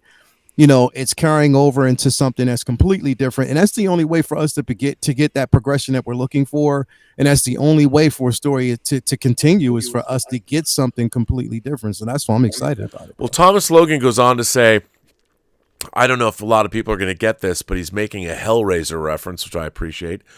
Thomas says, who's scarier, Pinhead or Frank Cotton? He says Frank. Thrawn is Frank. So for those of you who are not up on your Hellraiser mythos, in the first Hellraiser movie, Andrew Robinson has a brother named Frank Cotton. And Frank Cotton is somebody who is dissatisfied. He's looking for the ultimate experience. He's traveling the world, and he's a completely amoral, evil fuckhead, to the point where he'll bang his brother's wife and make her just desire him over everything else. And still, it's not enough for him. He's looking for that he's looking for the ultimate kick, and he hasn't found it. And so in Hellraiser, what he does find is the lament configuration, where it's basically the Rubik's Cube to hell. You solve the lament configuration, it opens a doorway to hell, and then the Cenobites come out because you summon them. They don't come and just randomly terrorize you. You need to open the door to their little realm, their little corner of hell. And if you do that, they will tear your soul apart, because that's what they do. But you have to call them. It's your desire. And what happens is it's a dead end, because you're looking for fulfillment. The fulfillment comes from within. You can't ever find it externally. You can't find it through drugs. You can't find it through sex. You can't find it through, well, maybe you can find it through art. I don't know. But Frank Cotton is on a losing journey, and he tries to escape from the Cenobites, and he succeeds for a while. So Thomas Logan is saying that Thrawn has been to hell, that Thrawn was Frank Cotton. He has these great ambitions. But here's the thing. Having read Heir to the Empire, Thrawn is all about the Chiss. What is his race? The Chiss. Chiss. Yes, the Chiss. Yeah, Chiss. that's his. Yeah. So the Chiss, and he's trying to put the galaxy back together. He certainly has ambitions, but has he been to hell? I mean, are these witches? They've sort of changed his character than the Thrawn that I know. We know that the closest thing to hell that he's seen is, what he witnessed in this, and basically with the with Yuuzhan Vong, and with the everything that he's basically seen, when it comes to terrorizing his people. Here's the thing, like, has he seen the Yuuzhan Vong in Ahsoka? Not yet. Well, see, here's the thing. The way they're coming? Are they coming? Bro, at this point, I don't even want to speculate, because if they do, that would be incredible. Dude, if the Yuuzhan Vong show up, I'm in. Yeah. That's what I'm saying, because, and they will, but that's what I'm saying. Like, what are we, because right now, from again, we know from what we've read of Thrawn and what we know about Thrawn, but can we necessarily say that he is evil and that he has evil intent? It's an occupation for him, but also it's for him. He's looking at the safety of his people, and also he always tried to preserve, the people that were working for him. He was always for the betterment of the individuals that were working, even if they failed horribly. He always gave them a chance to improve. And that's just the way it was. Yeah. He wasn't with this. He didn't like the way the empire was structured, honestly. but he knew it was power amongst that, and power that he can utilize for the embetterment of his people, for the safety of his people and the preservation of his people. So, I like what he's, again, when when they don't come unless you summon them. Like you said, like, what I mean, with Hellraiser, you have to summon. He's looking for a higher power, and he's looking for a way to manipulate power, not knowing, and as intelligent as he is flawed in a sense of how he's searching for a certain level of power and how he wants to utilize it, thinking that it can be controlled. I have a theory about Thrawn, I'll say in a minute, but I want to read what Duke Devil 95 says. He says that I'm on point. Thank you. Why does Thrawn matter? Asks Duke Devil. If you haven't read the Zahn trilogy, you don't know Thrawn. The threat is not established. Also, maybe Luke should be involved in the galactic Jedi or Force threat. Well, now here's the thing. I would say that is a very, because people, I think with Ahsoka, even if you read a comic book, they always recap. I read a lot of mystery stories. I read a lot of like James Lee Burke's Dave Robichaux series, or my beautiful Jonathan Mayberry Joe Ledger series. Whenever there's a new book, I just read the 13th book in the Joe Ledger series, the author still takes a bit of time to set up the character, assuming that there's some readers this is going to be their first book. I don't think that they did a very good job of that with Thrawn. All of these and all the things, these big story points in this show were anticipated by people that saw Clone Wars and knew Rebels and knew Thrawn, and Thrawn's been changed. And I don't think they did a really good job of establishing who and what Thrawn was for this show. So if you didn't know, and Thrawn, the Thrawn is depicted in the animated shows is different than the Thrawn we got in Timothy Zahn's first novels. And indeed, Timothy Zahn's later Thrawn novels have changed that character because his original novels have been 86'd from canon. So I think that's I'm glad they didn't bring Luke in here, but I have a theory. And now that Thomas Logan brought this up, here's my theory. I think all of Thrawn's people are dead. And he caused it. And he did something to bring them back from the dead with the witches or whatever's going on. And he's racked with guilt. He made a huge mistake. And I know this is my theory comes from a Star Trek episode. Stay with me here. I know people are yawning already. But there's a Star Trek episode called The Doomsday Machine. And a very famous second season episode. And in the Doomsday Machine, there is a machine, they call it the Doomsday Machine, that you never know where it came from. But the theory is that it was built by a civilization long dead as their last-ditch attempt to preserve themselves in a war. And like mutually assured destruction, they lost control of this thing, and for thousands of years it's been traveling the galaxy and eating planets to fuel itself, and it just goes from place to place. And when Commodore Decker in the USS Constellation encounters this thing and tries to destroy it, it destroys his ship. Basically, it leaves it a wreck, and in order to save his crew, he beams his entire crew down to the third planet of the solar system. And he thinks they're safe there. It turns out the planet killer, the Doomsday Machine, comes around and slices the planet his entire crew is on, destroys it, killing his whole crew. And he's left in the wreck of his ship. And then when he's discovered by Kirk and Spock and the Enterprise, he's so racked with guilt, and he's so trying to make amends. He'll do anything he can, like Captain Ahab, to destroy this Doomsday Machine. I think that's Thrawn. I think Thrawn made some big mistake. All of his people are dead. They're now resurrected. He made a deal with the Cenobites or the witches or whatever, and he's looking for redemption. That's what he wants. That's my theory. And he thinks he's going to get it through all the machinations of all this, whatever's happening. That's just a theory.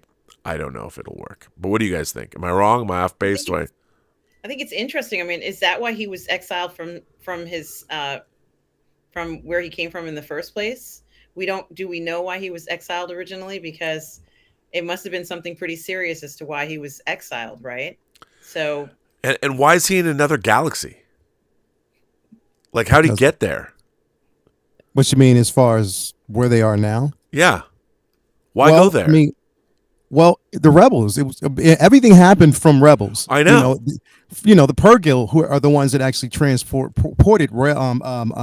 Thrawn Sure. to that side. I mean, based on again, Ezra's decision. That's so. Honestly, if you think about it, half of his fleet were kind of wiped out through what happened in Rebels and getting those ships over, to this side of the galaxy.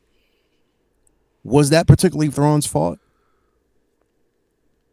That's a good question. How did they get there in the first place? The Purgil. Who called the Purgil? Who has direct contact and insight of the actual Purgil? Ezra.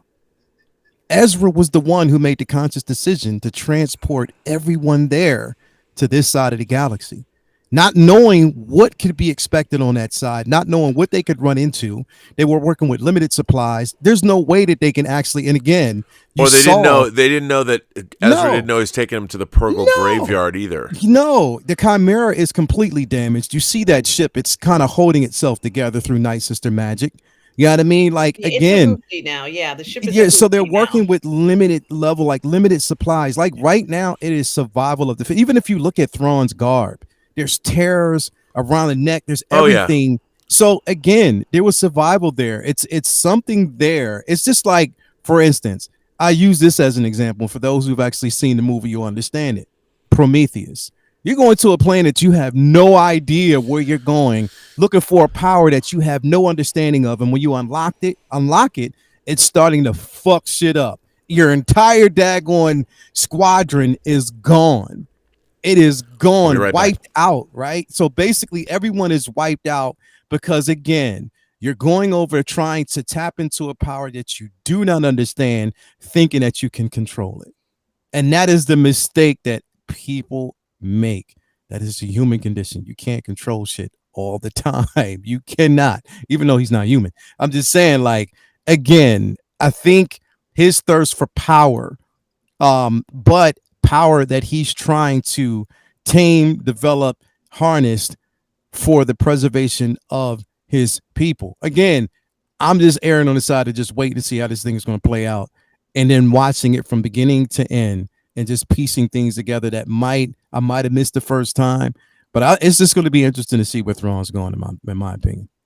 It is going to be interesting, and maybe we'll find out why he was originally exiled in the first place, because this is going to be the second time that he was exiled, was the trip to a lot Peridia. So it's very interesting that this has happened to him twice, and it is there might be something inherent about him that people are trying to avoid, and when he gets to the limit, to this limit where they can't take it anymore, he gets sent away. That's how he's dealt with, and maybe that's why in the original books, though, so far away. But in the original books, he wasn't really exiled. It was more so it was a fight to preserve. I mean, his people were dying, so he was taken on board. Like his idea at that time, because they recognized him as a great general, a warrior, but also a general. He was good at commanding and controlling at that particular time, and how he was just strategic and very intelligent. So that's how he joined, and why he joined the Empire in the first place, because again, he wasn't with the way they used their power, but he used it in a way to preserve his people. And on top of that, like, the people who followed him admired him. His candor, like he had a following, and even basically, like, if you're reading like some of the earlier novels, the Empire, or his version of the Empire, and also the Rebellion and the New Republic, they had to actually band together to fight off a threat. So he wasn't. You mean they using Vaughn?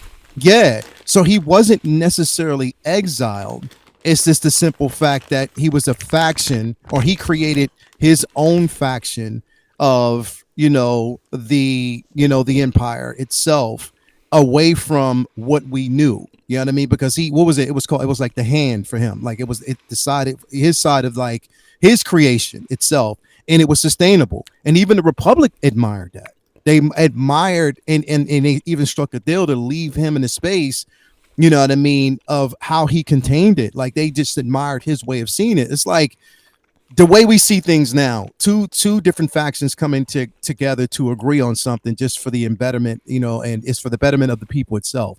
So again, he wasn't necessarily exiled, and he wasn't really looked at as a bad person from a lot of people. It was just that a lot of his practices they didn't agree on because of who he was aligned with. Okay. I like that. I think that's good. Now, Dan Candy says, the biggest Ahsoka problem for me is that I've seen The Force Awakens, so I already know that nothing will come of any of this. Well, I would say that maybe there's something major that we're going to see a beginning, a middle, and an end to with Filoni's movie that sets up Force Awakens. It's something we don't know. What if, you know what, and this is what I was thinking about too. What if what is happening in that galaxy never makes it back? Well, what if we're seeing two different aspects of it? Like what if Ahsoka, Sabine, Ezra, what if none of them make it back? I agree with you. What if they're stuck there? And this is why we don't really hear those stories and see what's going on in that side, because they're over there dealing what's going on that side of the galaxy in that particular unknown region. So what if that's one of the reasons why it's not supposed to really tie in, to be quite honest? I'm with you. Like that could be an aspect of it. And that would be interesting, because then that would explain why, again, going forward, even with The Force Awakens and the trilogy itself expanding, the sequels, that is why there was no involvement. Now, the only thing that we actually seen at the end, which this was explained, and it makes sense, because again, if you look, all right, just look at it this way. Hera and her son never went with them. They never went over, right? But we did see the ghost in Rise of Skywalker. We did see it. So the ghost was part of that war. But there was no sign of Ahsoka at all. No sign of Sabine. No sign of Ezra. We don't know if they made it back during that time. So it can be something that they're dealing with, trying to keep that at bay, like keep that from entering in this space. And the only way that they can do it is by sacrificing themselves, not coming back. Yeah, I mean, I think that's a good thing. I mean, Russell Whitfield says, coffee for my co-host. I don't know what that means, Russ, but Russ is my co-host on my show. Coffee for your co-host. I was like, coffee. I understand. You're very billowing tonight. It's very fetching. Oh, thank you. Your billowing tonight is quite fetching. Yes. Thank you, Russ. I should know that, Russ. And then Thomas Logan says, Thrawn found the Yuuzhan Vong. They're coming. Could very well be. Now Thomas goes on to say, this is interesting. Thomas, the man who brought up Hellraiser, Thomas says, James Mangold's film, he's supposed to make a Star Wars film, is in the past. Filoni's film is in the present with Ahsoka and Mando. And the new Rey movie is in the future. And he says all will converge. All three time periods will face the Yuuzhan Vong. Maybe. Interesting. I mean, that could be. I don't know. I am Jax12 says, I'm late to this party. I got stoned and played some Rocket League with the boys. Glad to hear the Star Wars talk. Lael locked in. Appreciate that, man. All right.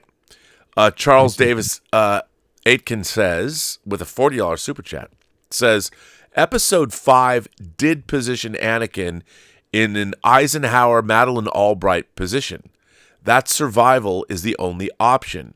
Yoda's Buddhist mentality was ignored. The Jedi did not learn his mentality via the prequels or the Clone Wars.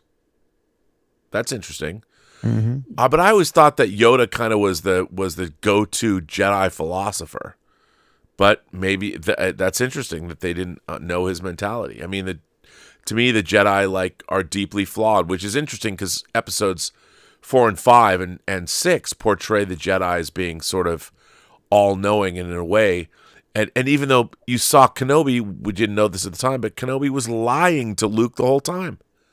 Kenobi lied to Luke in Star Wars, but we didn't know it at the time. Lied to him. From a certain point of view. Fuck you, Ben Kenobi, you liar. Only if it's your point of view. Mike Dude became a new member of the channel. Thank you, Mike Dude.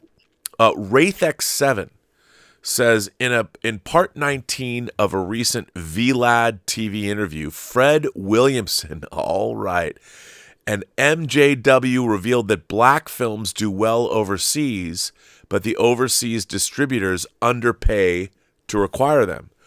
Well, okay. So Fred Williamson, oh my God, I love Fred Williamson, is one of the great icons of the blaxploitation genre.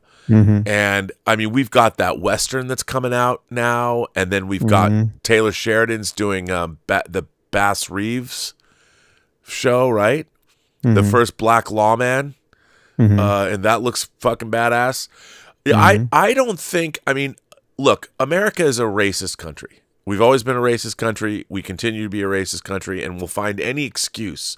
This idea that black films wouldn't travel internationally was a fallacy. It was a fallacy, and all we had to do. I mean, Black Panther proved that. So did Wakanda Forever. You know, not just because they're part of the MCU. I mean, all you have to do. Here's the truth. The truth is, everyone will watch a great story well told. No one cares about the color of the people in it, or the sex, the gender. It doesn't matter. Tell a good story, people will go. People around the world will go. They'll go. They'll see it. Nobody thought to themselves, well, I'm not going to watch Rocky because Carl Weathers is black. Everyone saw Rocky. Carl Weathers was badass. He was iconic from the get-go. And so... you know what, though? Because I'm trying to basically... I saw this... Me and Toya watched this over the weekend. I think it was on Sunday. I think that we watched it. It was a very interesting documentary. If you haven't seen it, I would definitely advise it. It was about, and I'm trying to get her name here. She was Danielle Luna. Have you ever heard that name? No. Okay, so Danielle Luna was the very first black supermodel. Okay. Who came from, I think, New Orleans or somewhere down south. And she was stunningly beautiful, tall, incredible. She moved to New York. And she was, she met up with like Andy Warhol and like so many different individuals who, again, were just mesmerized by her. But because of who she was and the color of her skin, even though they felt as though, because it was a European photographer from Europe who came over and he took photos of her, very incredible photos, and they were submitted because back then, again, we had the magazine Bazaar. It was the Harper's Bazaar. They would not publish those pictures because of the color of her skin. Yeah. So what she had to do was she left the United States and went to Europe, where she was huge, like known, extremely known. She went from there to like, Paris. She went to so many different places. Then she took photos again that were submitted, but because those photographers who might have actually freelanced or not even freelanced, who had agreements with some of the American magazines, they were told that they wouldn't publish her photos because she was black. Yeah. And they didn't feel as though, and that's the thing, like when you think about it, bro, like a lot of, artists, or during that time had to leave just to make a space and a name for themselves. Jazz musicians the same way. They had to leave. They went to, because, I've always joked that Europe has been human beings thousands of years longer than Americans have been. So they've gotten over all those things. I mean, look, if you travel into the Asian world, there's all of this hatred, like Asian countries hate each other. We're all barbarians. They don't care about, we're all worthless gaijin in the Far East. But yeah, those things are going to Europe. They don't care. Like there's so much more. I mean, I'm sure they do, but there's more. Like I remember seeing there's a movie I've talked about before on the show called My Beautiful Laundrette that was made in the late 80s. And it was all about it was a gay themed film, but it was set in Britain, and they're all prejudiced against Pakistanis. They called them Pakis, and I'm in the movie, and I'm watching this movie at the Seattle Film Festival. I'm like, this was like the first time I'd ever heard of people that were prejudiced against Pakistanis. Like in Seattle, I never met anyone from Pakistan, much less hate them. And I was watching. This was a kind of racism or countryism or ethnicism that I would never have encountered in Seattle. I had no reason to hate anyone from Pakistan, but in this movie that detailing the world of Britain in the mid to late 80s, they didn't like Pakistanis. So, and for me, I remember watching this movie thinking, this is so odd. Like, why do you not like these people? I didn't know the colonial history, and I didn't know the partition history that Pakistan and India. I didn't know any of that. The difference between Hindus and the Muslims in that part of the world and what went down. And I'm just like, why would you hate these people? Like, I didn't get it. But it's because in America, if you think about it, I mean, we had Jim Crow laws up until very recently. Yeah, bro. And it's not. I'm sorry. Go ahead. Keep going, Robert. I'll wait till you're done. Sorry. No. I was just saying that we are, and it's unfortunate. I mean, look at Lena Horne. The reason she was successful because she could pass as white.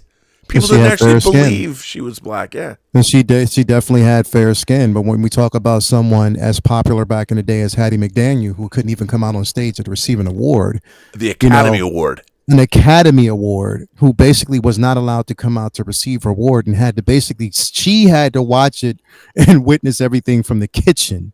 That right there, bro. I mean, again, a lot of people, and look, some people would say get over it and move on, but it's hard to move on from something that still exists. It's just in a certain way. Yeah, I mean, dude, there's racism everywhere. You go look at the Balkan conflict. Yeah, bro. You had whole families torn apart, and that was people would look around America and go, "Why do you guys hate each other?" So no matter where you go, and I'm not saying like Europe is, and I'm not singling it out Eastern Europe I'm just saying everybody hates everybody. Everybody has somebody they hate, no matter where you go. Look at the Tutsi and the Hutu. In Africa, you have these two people. We would look at them and go, "Wait a minute, what's the difference?" Oh, no, they hacked each other up with machetes. And to address the super chat specifically, Tyler Perry, who, as many of you know, is the author of the Medea franchise, if you will, has been trying to make movies outside of Medea for a long time. And the studios were constantly, and this just was from an article from last year where Tyler Perry had premiered one of his films, I think at the Toronto International Film Festival, based on jazz. And he made the film through Netflix. And for years, the studios were telling him, well, films focused on Blacks don't make money overseas, but Netflix took a chance on his films and he's doing very well with them, and they are performing well. The viewership is higher than what they anticipated. So I think Tyler Perry is an example of a very specific modern director and writer who's shown that it's not always as it seems. People are wanting to take chances on these films, at least today in 2022 and 2023. And I love what Tyler Perry is doing outside of Medea. He's so talented. And certainly it's exciting to see what he has another film that's coming out now. But I think that's a perfect example of how far things have come in. And I'm looking forward to everything that he's making. But thank goodness for Netflix, who felt they could take a chance when the studios felt they could not. No, and by the way, Tyler Perry's a genius, and he just said, screw that, and he built he built one of the great studio facilities in the world. During COVID, he was able to continue producing his TV shows because he had everybody come and live on his soundstage. He had places for people to stay. He had rooms, and everybody, they all lived there, and they continued to make their show, and he had it sort of hermetically sealed. Plus, Tyler Perry, if you look at him in roles like in Gone Girl, David Fincher's, he was the president of the Federation, Star Trek 09, or of Starfleet Academy. But if you look at him in Gone Girl, he was great great as that lawyer, the celebrity lawyer. He was badass. And even when he played Alex Cross, I mean, I didn't like that movie. By the way, I got Kiss the Girls on 4K. Even though I didn't like that movie, I didn't like the Alex Cross movie. That wasn't his fault. You know, he gave it his all. I mean, I think Tyler Perry he's a multi-hyphenate. He's a writer. He's a director. And the Medea character, you know, he was taking that was a stage character he developed, and he went all over the South, and he was playing that character, workshopping that character for black audiences, and they loved it. They loved it. I mean, he knew exactly what he was doing. How he basically started, man. Like, I mean, again, a lot of his shows that were straight to like a lot of things that he actually did. Like these things he did on stages live, they were then strung down to like DVDs as people used to buy that stuff. You know, basically he sold them from his car. He sold them from, you know, how he basically developed his empire. It was incredible. It's been such an incredible journey. Self-made. And it shows that, look, it's really hard to succeed, especially in the entertainment business. Mm-hmm. But there are people that, you know, this weird narrative that has come up, like there's some kind of in this day and age. Look, I'm not saying it's not hard as fuck and that everybody doesn't have certain obstacles, but someone like Tyler Perry, he didn't just succeed. He built a fucking empire. Yeah. He built an empire. I mean, he's one of, people don't talk about, like, I think that Tyler Perry's certainly got Oprah money. Like, we're talking, I mean, billions of dollars. Yeah. His facility that he's built, I mean, he controls, he could, if he wanted to, his studio could be, I mean, he's quietly made his own studio. You know, he's Warner Brothers. He's Disney. Mm-hmm. He is that powerful, and he's done it. Yeah. And he's continued, because the thing is, people don't know that about him, but he's constantly cranking out TV shows. If you look at the TV shows Tyler Perry's made, the movies, he's got movies coming out all the time. All the time. TV shows on BET that are actually thriving right now, that are still going. Movies, shows, thrillers. You know, he's and right now, movies. I think him and Byron Allen right now are in a bidding war. Yes, they are. Yeah, they're currently in a bidding war right now. I didn't realize, literally, I didn't realize, you know, within the last, it took me, I didn't know this, but probably within the last, I didn't find out to like maybe the last 4 or 5 years, how much money Byron Allen has, bro. That he's a billionaire, bro. I didn't know that. He was really smart. Yeah. Really smart. Literally, bro. Like, bro. This man, like, literally, they are in a bidding war, not only for just NBC, but then for other networks as well. Like, I'm like, yo, this is incredible. Like, it's such an incredible thing to see. But speaking of entertainment, Rob, I have to ask you a question. I mean, because I watched, you know, the Campia show yesterday. The day before yesterday. Wednesday. Yeah. So where are we now, bro? Like, where is there any news on the writers? Are they still negotiating right now? Well, yeah. I mean, everyone's saying that maybe it could have come to an end yesterday and today, but I think there's a lot of ground they have to cover. They're still negotiating unless something has happened in the last, I don't think it has. I mean, hopefully, look, everybody wants this strike to end. And what's interesting, I think finally people realize that even the AMPTP, the problem is a lot of the people that are negotiating, Netflix, Apple, Amazon, they're not the studios, and their concerns are different. And it used to be like they were striking against one entity. Their business models, Apple's business model, Amazon's business model, and Netflix, while when they make shows, they have to do it under the auspices of what the unions want, but there's no residual money on Apple or the way there used to be, because all of that residual money that used to come in was based on a revenue stream that doesn't exist anymore. It certainly doesn't exist with streamers, which was advertisers. You know, the residuals, the idea of residuals were created in the 1950s. In the 50s.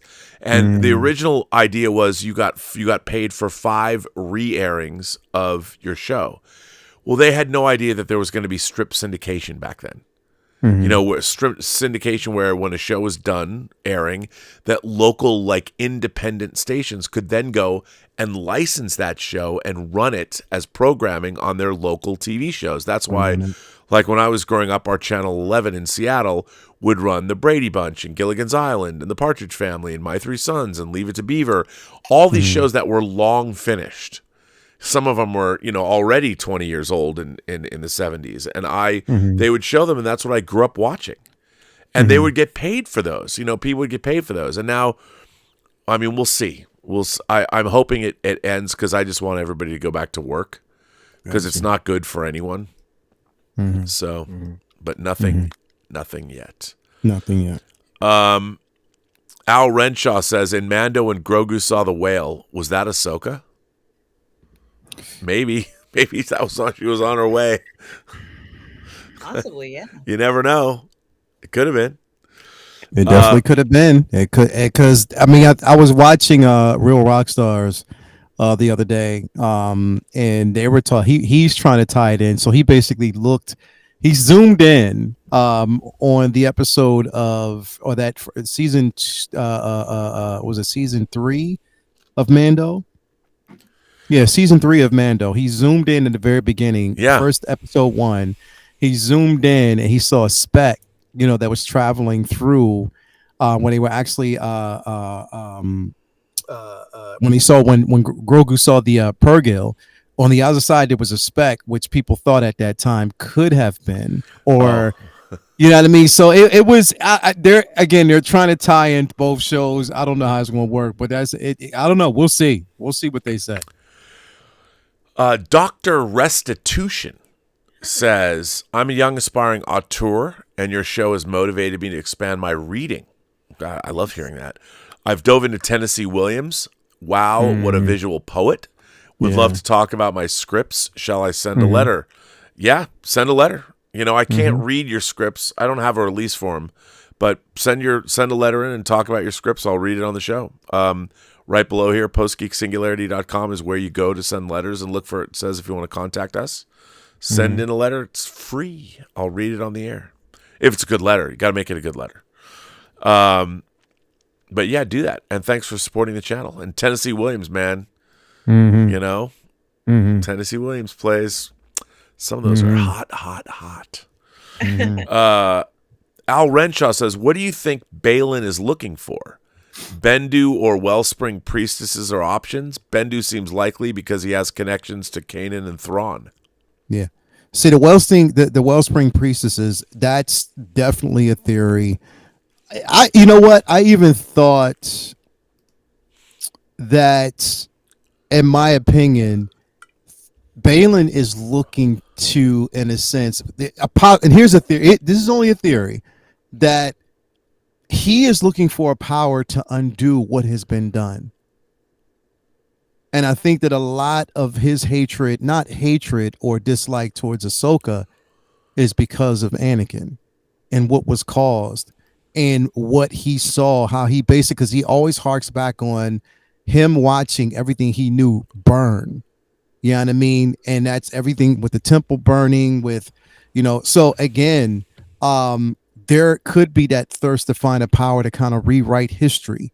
Or because, again, like one of the things that I kind of hooked myself onto was when he was, I hooked onto his words when he was saying, the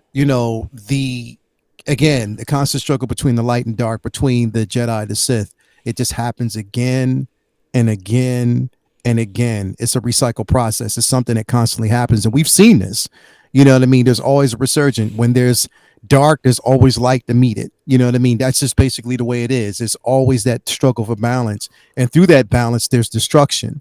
So I'm wondering if he's looking to kind of rewrite history in a sense, to write it in a way that, again, that there is no demise of the Jedi the way he's witnessed it. There isn't a loss of, maybe friends that he's known, people that he's seen, before, the destruction of the galaxy the way it is now. If he's looking to change that, you know what I mean? Like if he's looking to basically travel through the worlds between worlds, don't know, you know what I mean? If he's trying to use that, to his advantage.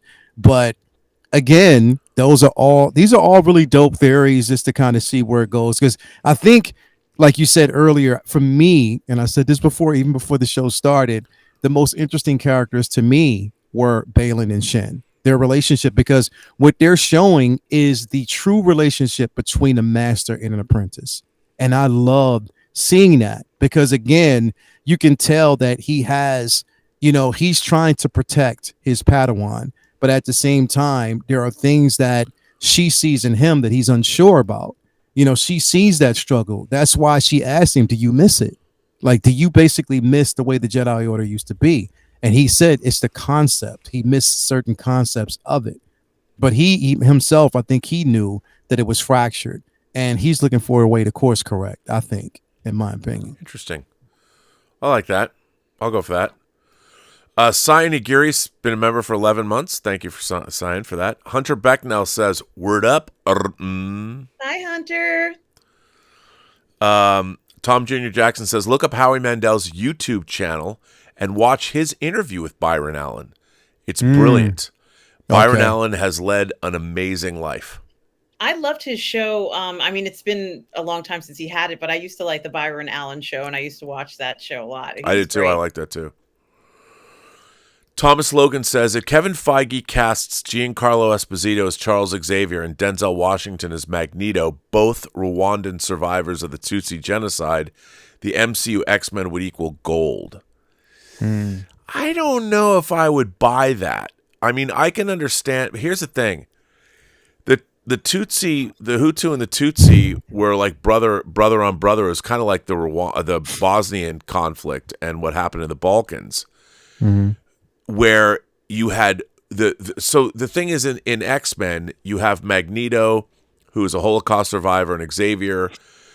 They had seen the horror that mankind, all of mankind, was capable of visiting upon mutant kind.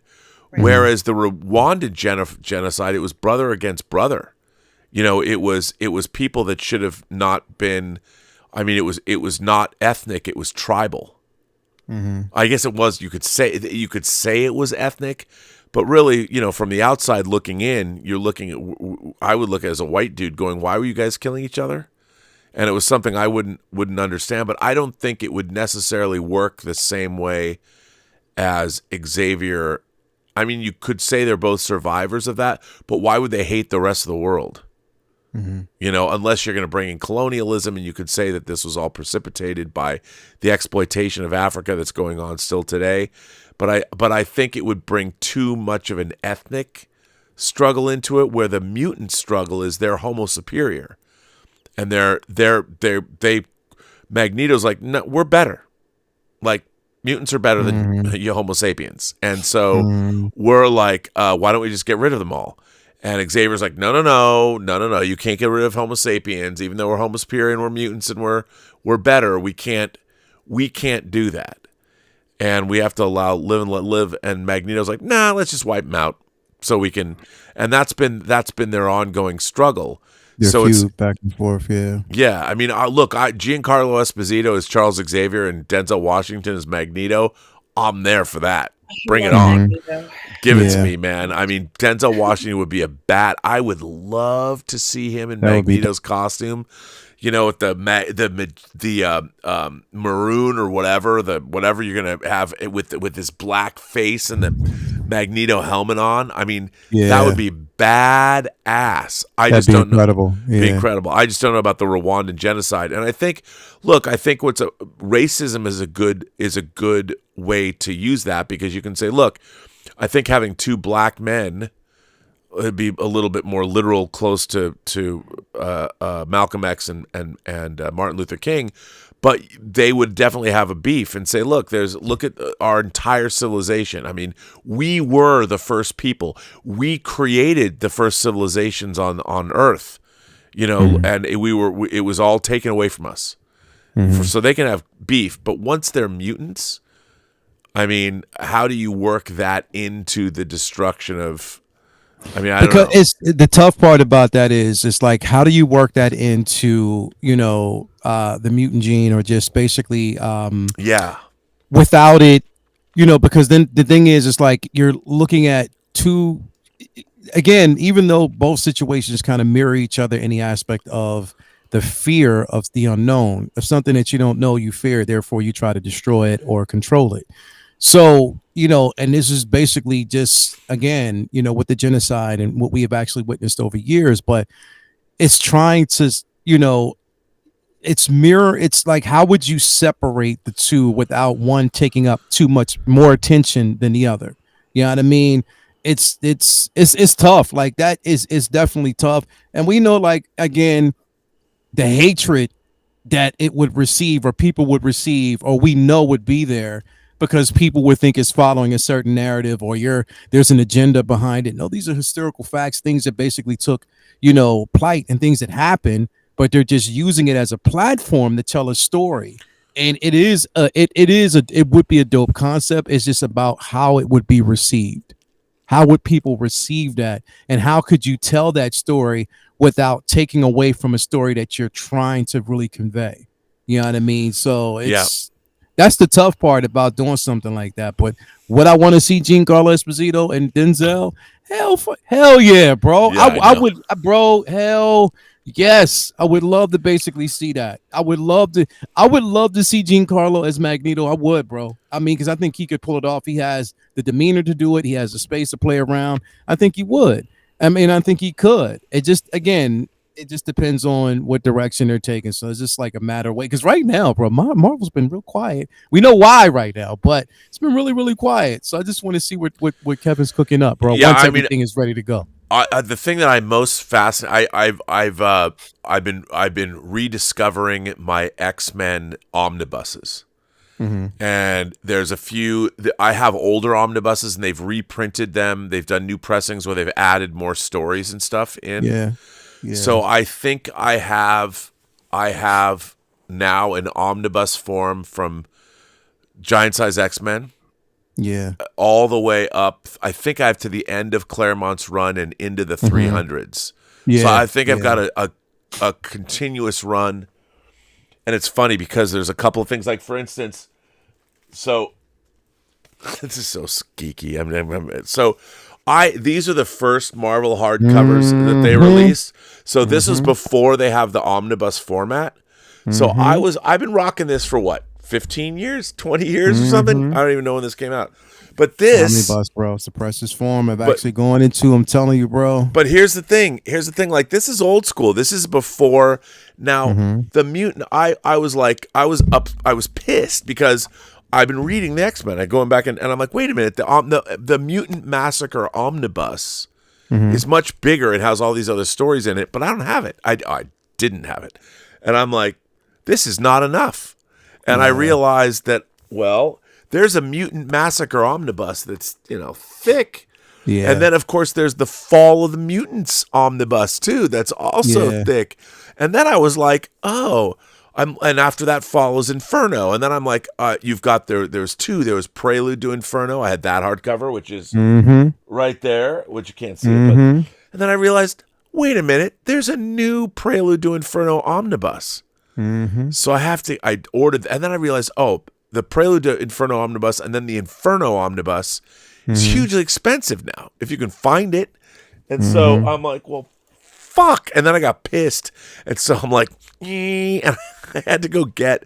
So now I'm omnibused out through Onslaught. I'm looking up because, like, the Phalanx Covenant, that's not part of an omnibus yet. Phalanx Covenant was so incredible, but it's not part of, not yet. Not yet. And so I've got Uncanny X-Men 1 through 5, the omnibus is 1 through 5. Then I've got Mutant Massacre. Then I've got Fall of the Mutants. Then I've got a Prelude to Inferno. Inferno, the new omnibuses. And then you've got, like, the but that's where the omnibuses Executioner's Song. Yeah, so I got the Executioner's Song hardcover, and then I think the next omnibus I have is Age of Apocalypse. I have Age of Apocalypse and Onslaught. Those are omnibuses. Yeah. And then I bought Extreme X-Men. I'm like, because the Phalanx that actually happened before Gen X. You know, Right. that was like the prelude into like the Gen X saga. And then, like I said, after Gen X, that's when we got Age of Apocalypse and we got everything else that actually happened. What was it? And then House of M, stuff like that. Yeah, all which that. I have the House of M omnibus. Yeah. because I had bought, and I kind of feel like I bought all of these. I have so many of these when I first got them. These like in the early 2000s. Yeah. And they didn't have the omnibuses yet. And they came out later. Like, I'm looking at this. Let's see. This is totally sidetracked, but let's see when this actually came out. Let's see. And I'm looking for the actual page when it was. I can't even read it. It's too small. Well, this had to have been the early 2000s. Now, here's the thing. This is like in mint condition. You know, like my books, my hardcover. What am I going to do with this? There's a lot you can do with it, bro. I mean, if anyone's interested. Question: how far are you right now with Fall of X? Have you read The Children of the Vault yet? No. As I'll tell you how far I am with Fall of X. No, I haven't read any of Fall of X. I only read, but and people keep saying, "Hey," I'm like, "Don't tell me, bro." It's getting. Just read it. That's the only thing I'm going to tell you right now. Get yourself caught. Because here's the thing is, bro, and what I really hate, and I've always hated like the spinoffs, the one shots and stuff like that, the ones that tie into the story, but they're so interesting that you can't resist because the Children of the fucking Vault, also X-Men Red, what is happening on, oh my God, bro. You have to read your stuff, Rob. It is fucking phenomenal, bro, what they're doing right now. And I don't want to give nothing away. Just read it. That's all I'm going to tell you. I know. When you get some time, read it, bro. I need that Just Fall of X. it. It's funny because I've gone back bro. and I'm going back and starting again. But yeah, bro. John D says episode 4 was a moment in time in a big bustling galaxy. You always say that modern Star Trek doesn't have any new ideas, and yet you complain when modern Star Wars explores them. Filoni's ideas all come from George, for better or for worse. Why should Star Wars be confined to episode 4 themes only? Hang on a second. That's not what I'm saying. What I am saying is that all great storytelling has something that relates back to the audience that's consuming it. We, as an audience, should be learning something from our franchises that we love. Now, Lael would tell you that he is. I would say I find the Filoni-verse a little murky in terms of how is what's going on any different? How am I getting different lessons that I would get than I got from episodes 4, 5, and 6? You know, I don't know. And I think that's what I'm saying is that it's really up its own ass in a way. The Star Wars universe is up its own ass. That's all I'm saying. And I'm not saying it's not enjoyable and it's not fun, but I don't think from a storytelling standpoint, it's all variations on a theme. We're not getting much different. You're extrapolating on the same themes that came out of Star Wars. That's all I'm saying.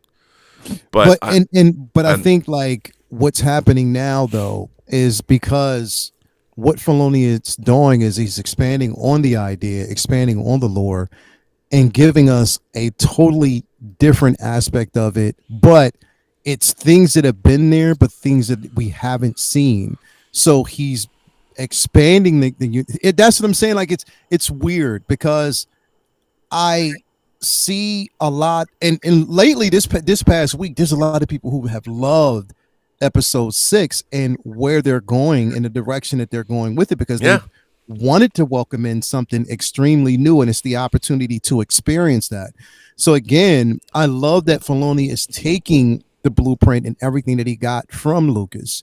He's everything that he's learned and studied and read, and he's taking that concept and giving us a new aspect and a broader view of the galaxy beyond what it is that we know from, just the original trilogy, or, those aspects. And here's the thing, and kudos to Dave Filoni, because he has the grueling task of trying to bridge the gap between all of these films to make it he has such a task at making or explaining some of the choices that were made, with the sequel trilogy. You know what I mean? Like, he has a task with doing of bridging the gap with even the prequels and everything that we know about the lore. It's not all of this is going to happen in one season of Ahsoka. It's not. And this is why we, for a lot of people it's like, I want to see this, I want to see that, or why. It's going to take some time to not fix a lot, but to explore this side of storytelling. It's not going to all happen in one season. That's why I think we are going to get a season 2 of Ahsoka. We're going to see a lot more explained there. That's going to set up the Filoni's film. And I think basically it's Filoni's film, Mango's film. All these films are going to tie in together in a sense. And keep in mind, we still have Acolytes coming.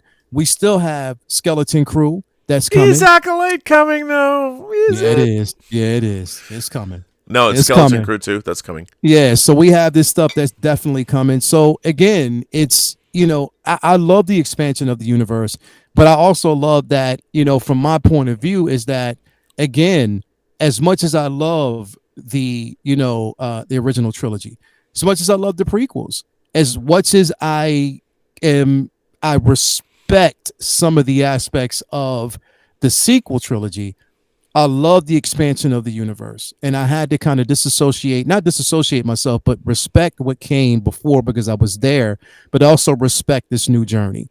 And that's where I'm at right now. Sure. And it's an IP that I have loved all my life. You know what I mean? All my life. So basically, because I have that attachment to it, I'm forgiving with certain things, but I will be vocal when something doesn't sit well with me. But at the same time, I just have to respect certain visions. That's just where I respect you for that.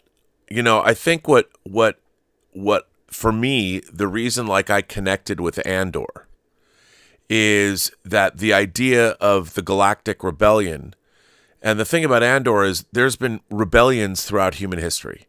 And you could go back and you could look at various things that have happened in the last 2,000 years, 4,000 years of human history.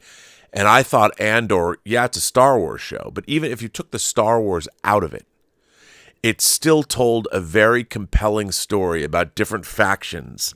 You had the people on the ground that were fighting that, the good fight. Then you had someone like Luthen who's in the shadows and pulling the strings and doing what he needs to do. Then you had Mon Mothma fighting the battle on her turf, and everything she had to do by using her the cloak of her power, but at the same time she's one step away from being discovered. And then you're watching the Workaday Empire, the petty fascism that exists, because you're not dealing with Washington, D.C., you're dealing with Cincinnati, and how does an empire operate when you're in a town, and you're not on the effing Death Star. And I thought that Andor had a lot to say beyond, even if you weren't a Star Wars fan, that show had a lot to say about us. And it gave us an insight into both the rebellion and the Empire. And isn't that the beauty of it?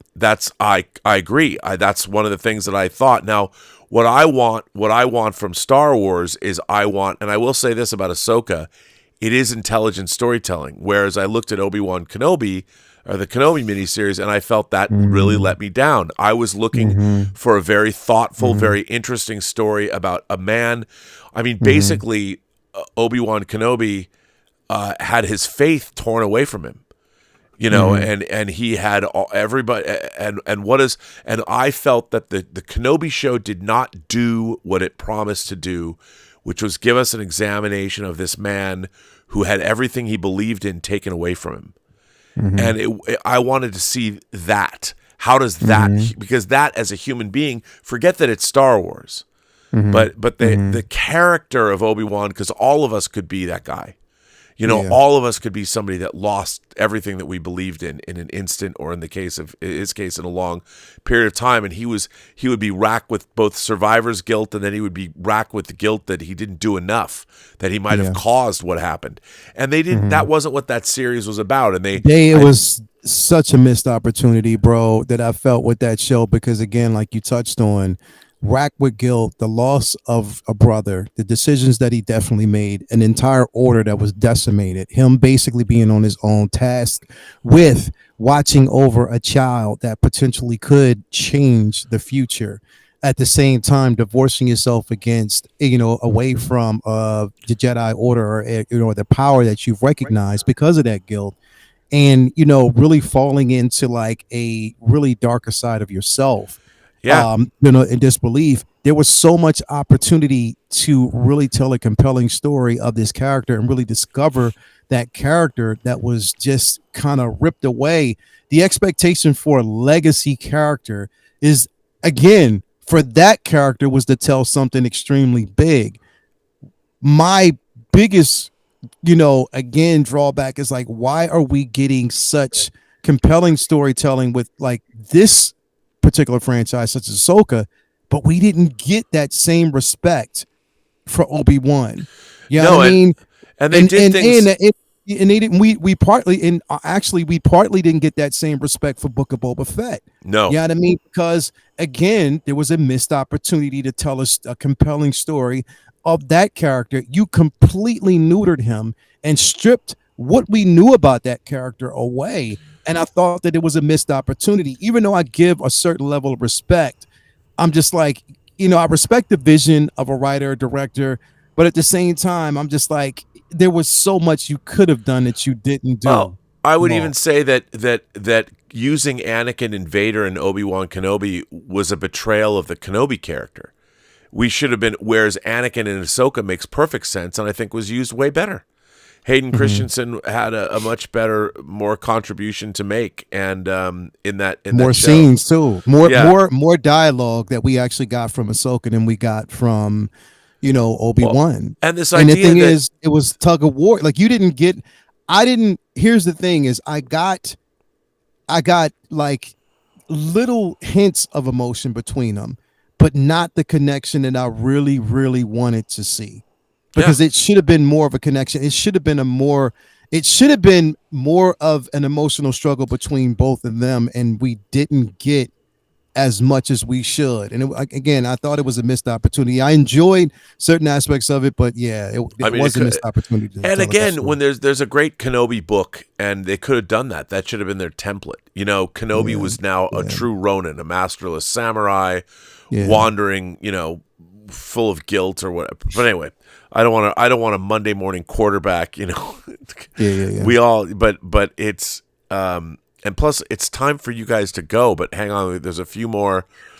Zachary Zabailey says, "Hey y'all, if you're looking for exorcism content, as I know we all are, if you're looking for exorcism content, check out the Exorcist Files podcast. A Catholic exorcist talks about cases he served on, and it's scary stuff. Count me in."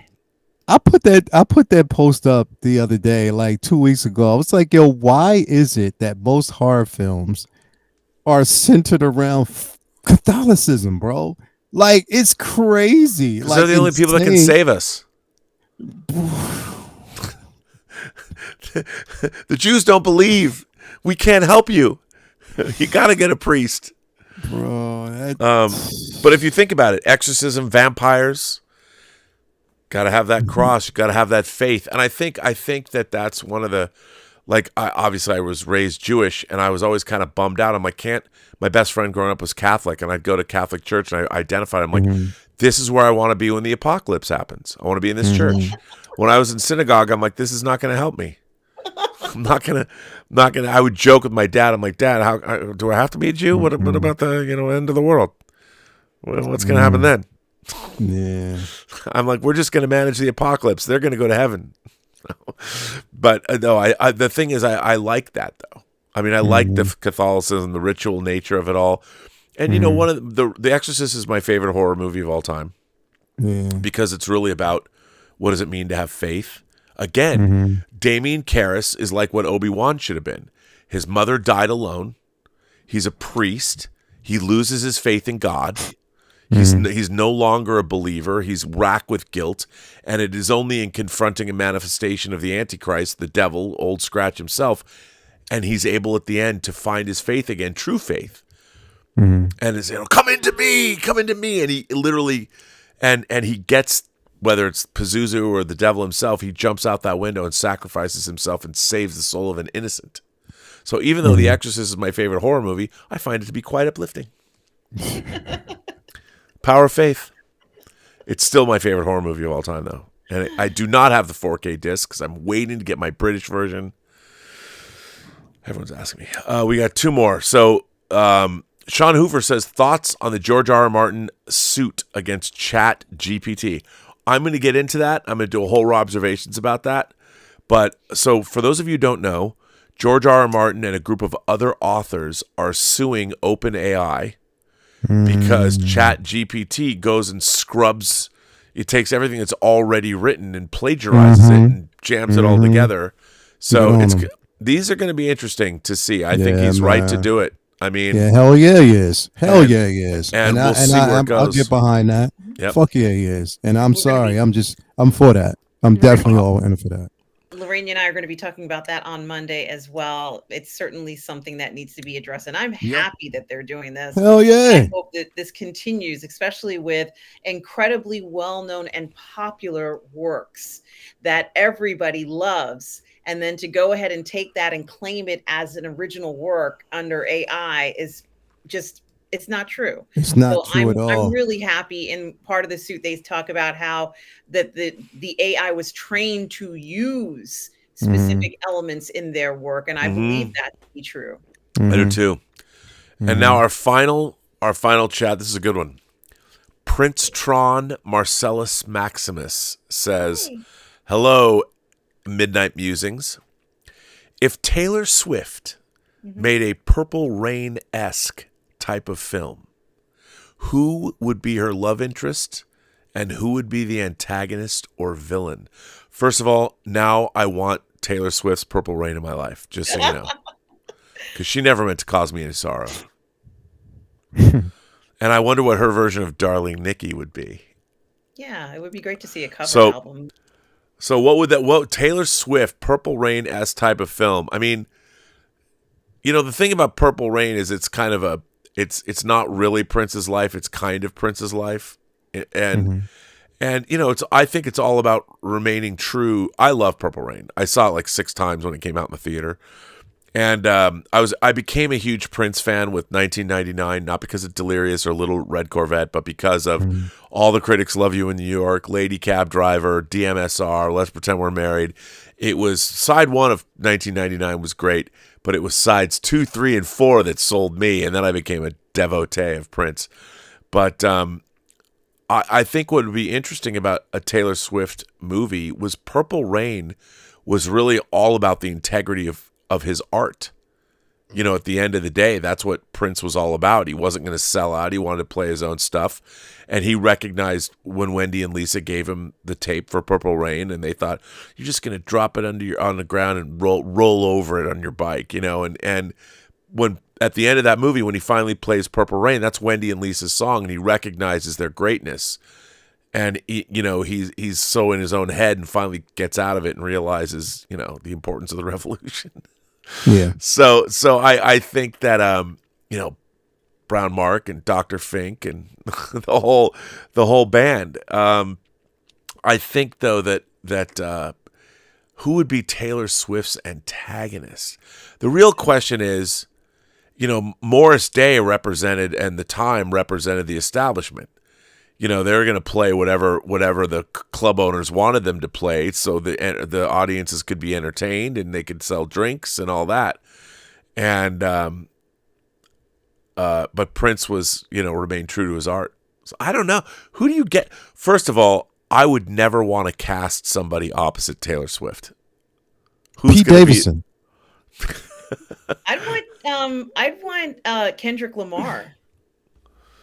Wow, that's interesting. Because he's won a Pulitzer Prize for his work, and I think that his level of writing is on the same level. I mean, he's just a hers. phenomenal writer in general. He's a phenomenal lyricist. Would anybody see him as a villain though?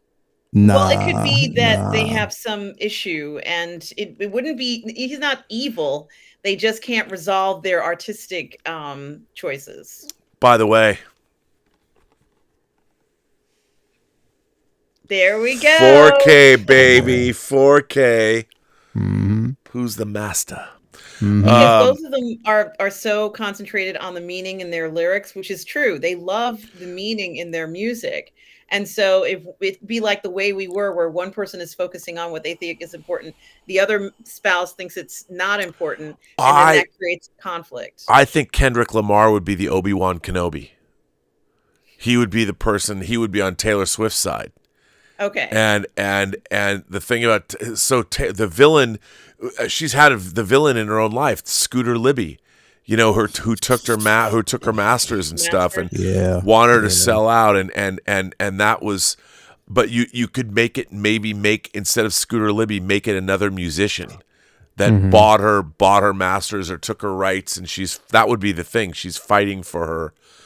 The problem is I don't know, how do you make Taylor Swift an underdog? Yeah, and to be honest with you, I think Taylor Swift would be a great actress as well. It's just that she would have to take so much time away from writing and doing music that might not be an attractive endeavor for her. And how about her new boyfriend? Football player. Yeah, that's interesting. Yeah, it's yeah. How do you conduct, you know, with your brother, your podcast? How do you conduct that? How do you? It's crazy. Well, listen, this is the end of our show, so I got to let you guys go. First of all, I would ask, what do you got cooking? Where can people find you? How close are you to 2,000? Is it 2,000?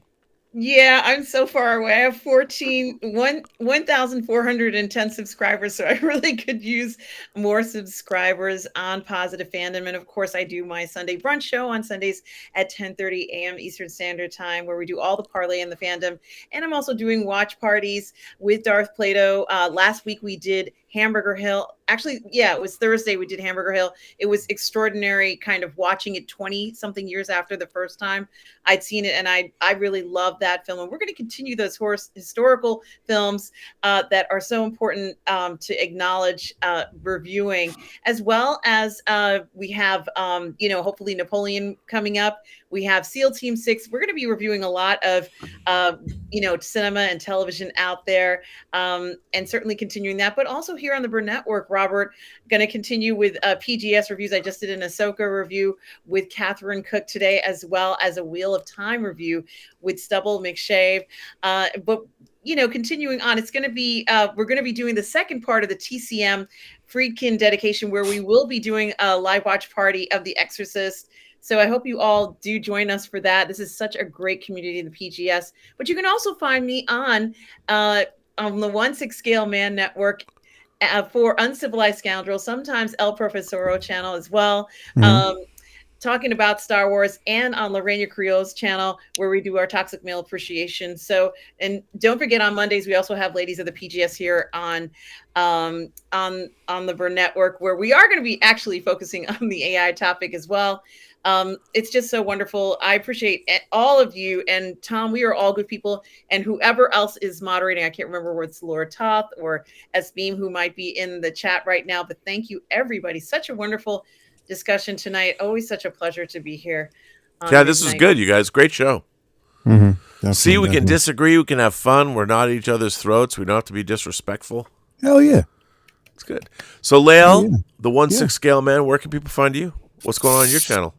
All right, you can definitely, thank you for always having me here, man. I love Midnight Musings. So definitely you can find me at the 1/6 Scale Man YouTube channel. We are about 130 away from 4,000 subscribers. So if you haven't subscribed to the 1/6 Scale Man YouTube channel, make sure you do. I would definitely appreciate that. Sunday, we have Collectors Lounge International, where I'll be talking to Yost from Jazz Inc. Really? So yeah, definitely we're going to be talking about the present and the future of where he's going with a lot of his diorama sets and his pieces. So tune in for that. 12 o'clock on Sunday for Collectors Lounge International. Monday, Comic Talk with Friends. Let's see here. Wednesday, we have Say What Wednesday. Of course, we go everything that's actually happening going on in pop culture and figure news.